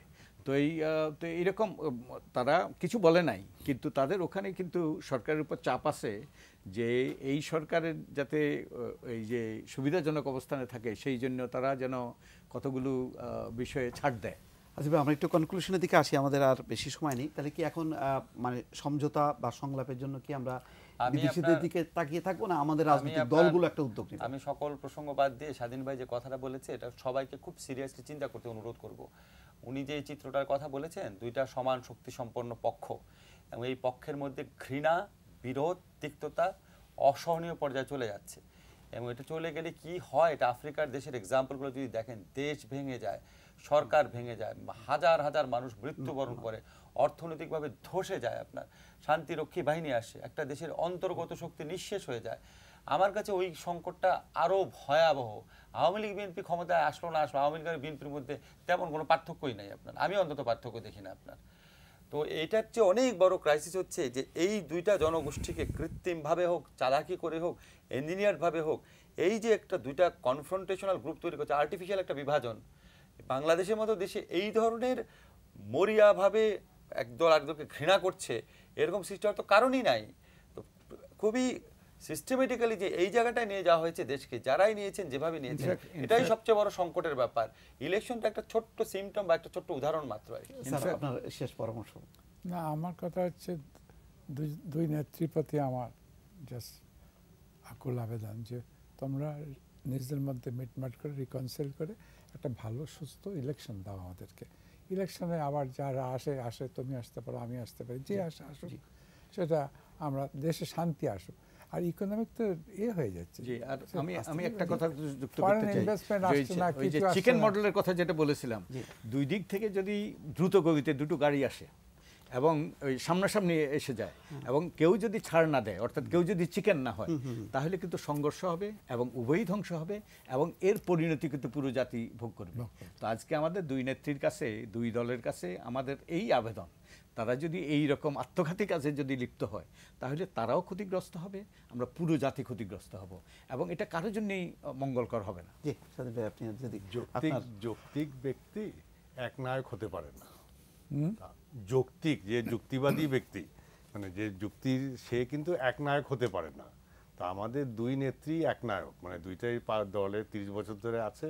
তো ওখানে ওনাদের আমার মনে হয় যে চিন্তাতে আমরা যেভাবে যুক্তি যেটা বলি, ওই যুক্তির কোনো স্থানটাও খুবই অল্প, তাদের ক্ষোভ, রাগ, একগুঁয়েমি ওইটা বড়। এবং এইটার ফলে এখন আমরা সংঘাতের দিকে যাচ্ছি। তবে আশা হবে যে আপনি যেটা বলছেন, আমার ওটা বিরাট সংখ্যা আছে, এই সংঘাতটা কত বড় হবে। তো এখানে একটু আশার জায়গা আছে, মানে ওনারা যুক্তিবাদী না হলেও আমরা এত সমাজটা যুক্তিবাদী, অতএব হয়তো আমরা শেষ মুহূর্তে একটা বড় ধরনের সহিংস সংকট এড়াতে পারবো। এবং হয়তো এই ব্যাপারে যে আমাদের যে বন্ধু দেশগুলো আছে বা দাতা দেশগুলো, তারাও হয়তো একটা ভূমিকা রাখতে পারে। না, তাদের আমরা অনেক ওইটা নাই, বাংলাদেশ এখন নাই, আমরা অনেক ম্যাচিউরড হয়ে গেছে, আমরা নিজেরাই। কিন্তু তারা তো চাপ সৃষ্টি করতে পারে, তারা এমন চাপ সৃষ্টি করতে পারে যে ওই কাউকে আমাদের করতে হবে, চাপ তো হতেই পারে। স্যার, ব্যারিস্টার রফিকুল হক, আপনাকে, ডক্টর আসিফ নজরুল, স্বাধীন মালিক এবং বদিউল আলম মজুমদার, আপনাদের চারজনকে ধন্যবাদ জানাচ্ছি। দর্শক, আমরা অনুষ্ঠান শেষ প্রান্তে শেষ করতে চাই। শেষ করার আগে আমাদের চারজন আলোচকই যেটি বলেছেন, এবং এটি এক ধরনের আবেদন দুই নেত্রীর প্রতি, দুই দলের থেকে দুই নেত্রীর প্রতি, তারা যাতে সামনের কি সংকট হতে যাচ্ছে সেটি যদি উপলব্ধি করে এখনই যদি তারা একটি নমনীয় হন, ছাড় দেন দুই পক্ষ, এবং দুই পক্ষ ছাড় দেওয়ার মধ্যে একটি কার্যকর সংলাপ, সেই সংলাপের মধ্য দিয়ে যদি একটি শান্তিপূর্ণ সুষ্ঠু নির্বাচন, যে নির্বাচন সবারই প্রত্যাশা, সব পক্ষের প্রত্যাশা, দেশ বিদেশের সবারই, যে একটি অবাধ, নিরপেক্ষ এবং নির্দলীয় একটি নির্বাচন, সেই নির্বাচনে যদি সম্মত হতে পারেন, তাহলে হয়তো আমরা যেই আশঙ্কা ভবিষ্যৎ আমাদের রাজনৈতিক বিপর্যয়, অর্থনৈতিক বিপর্যয়, তার হাত থেকে হয়তো আমরা মুক্তি পেতে পারবো। আজকে এই পর্যন্তই। আগামী বৃহস্পতিবার একই সময় রোড ম্যাপ 10th পার্লামেন্ট দেখার আমন্ত্রণ জানিয়ে শেষ করছি। ভালো থাকুন, সুস্থ থাকুন সবাই।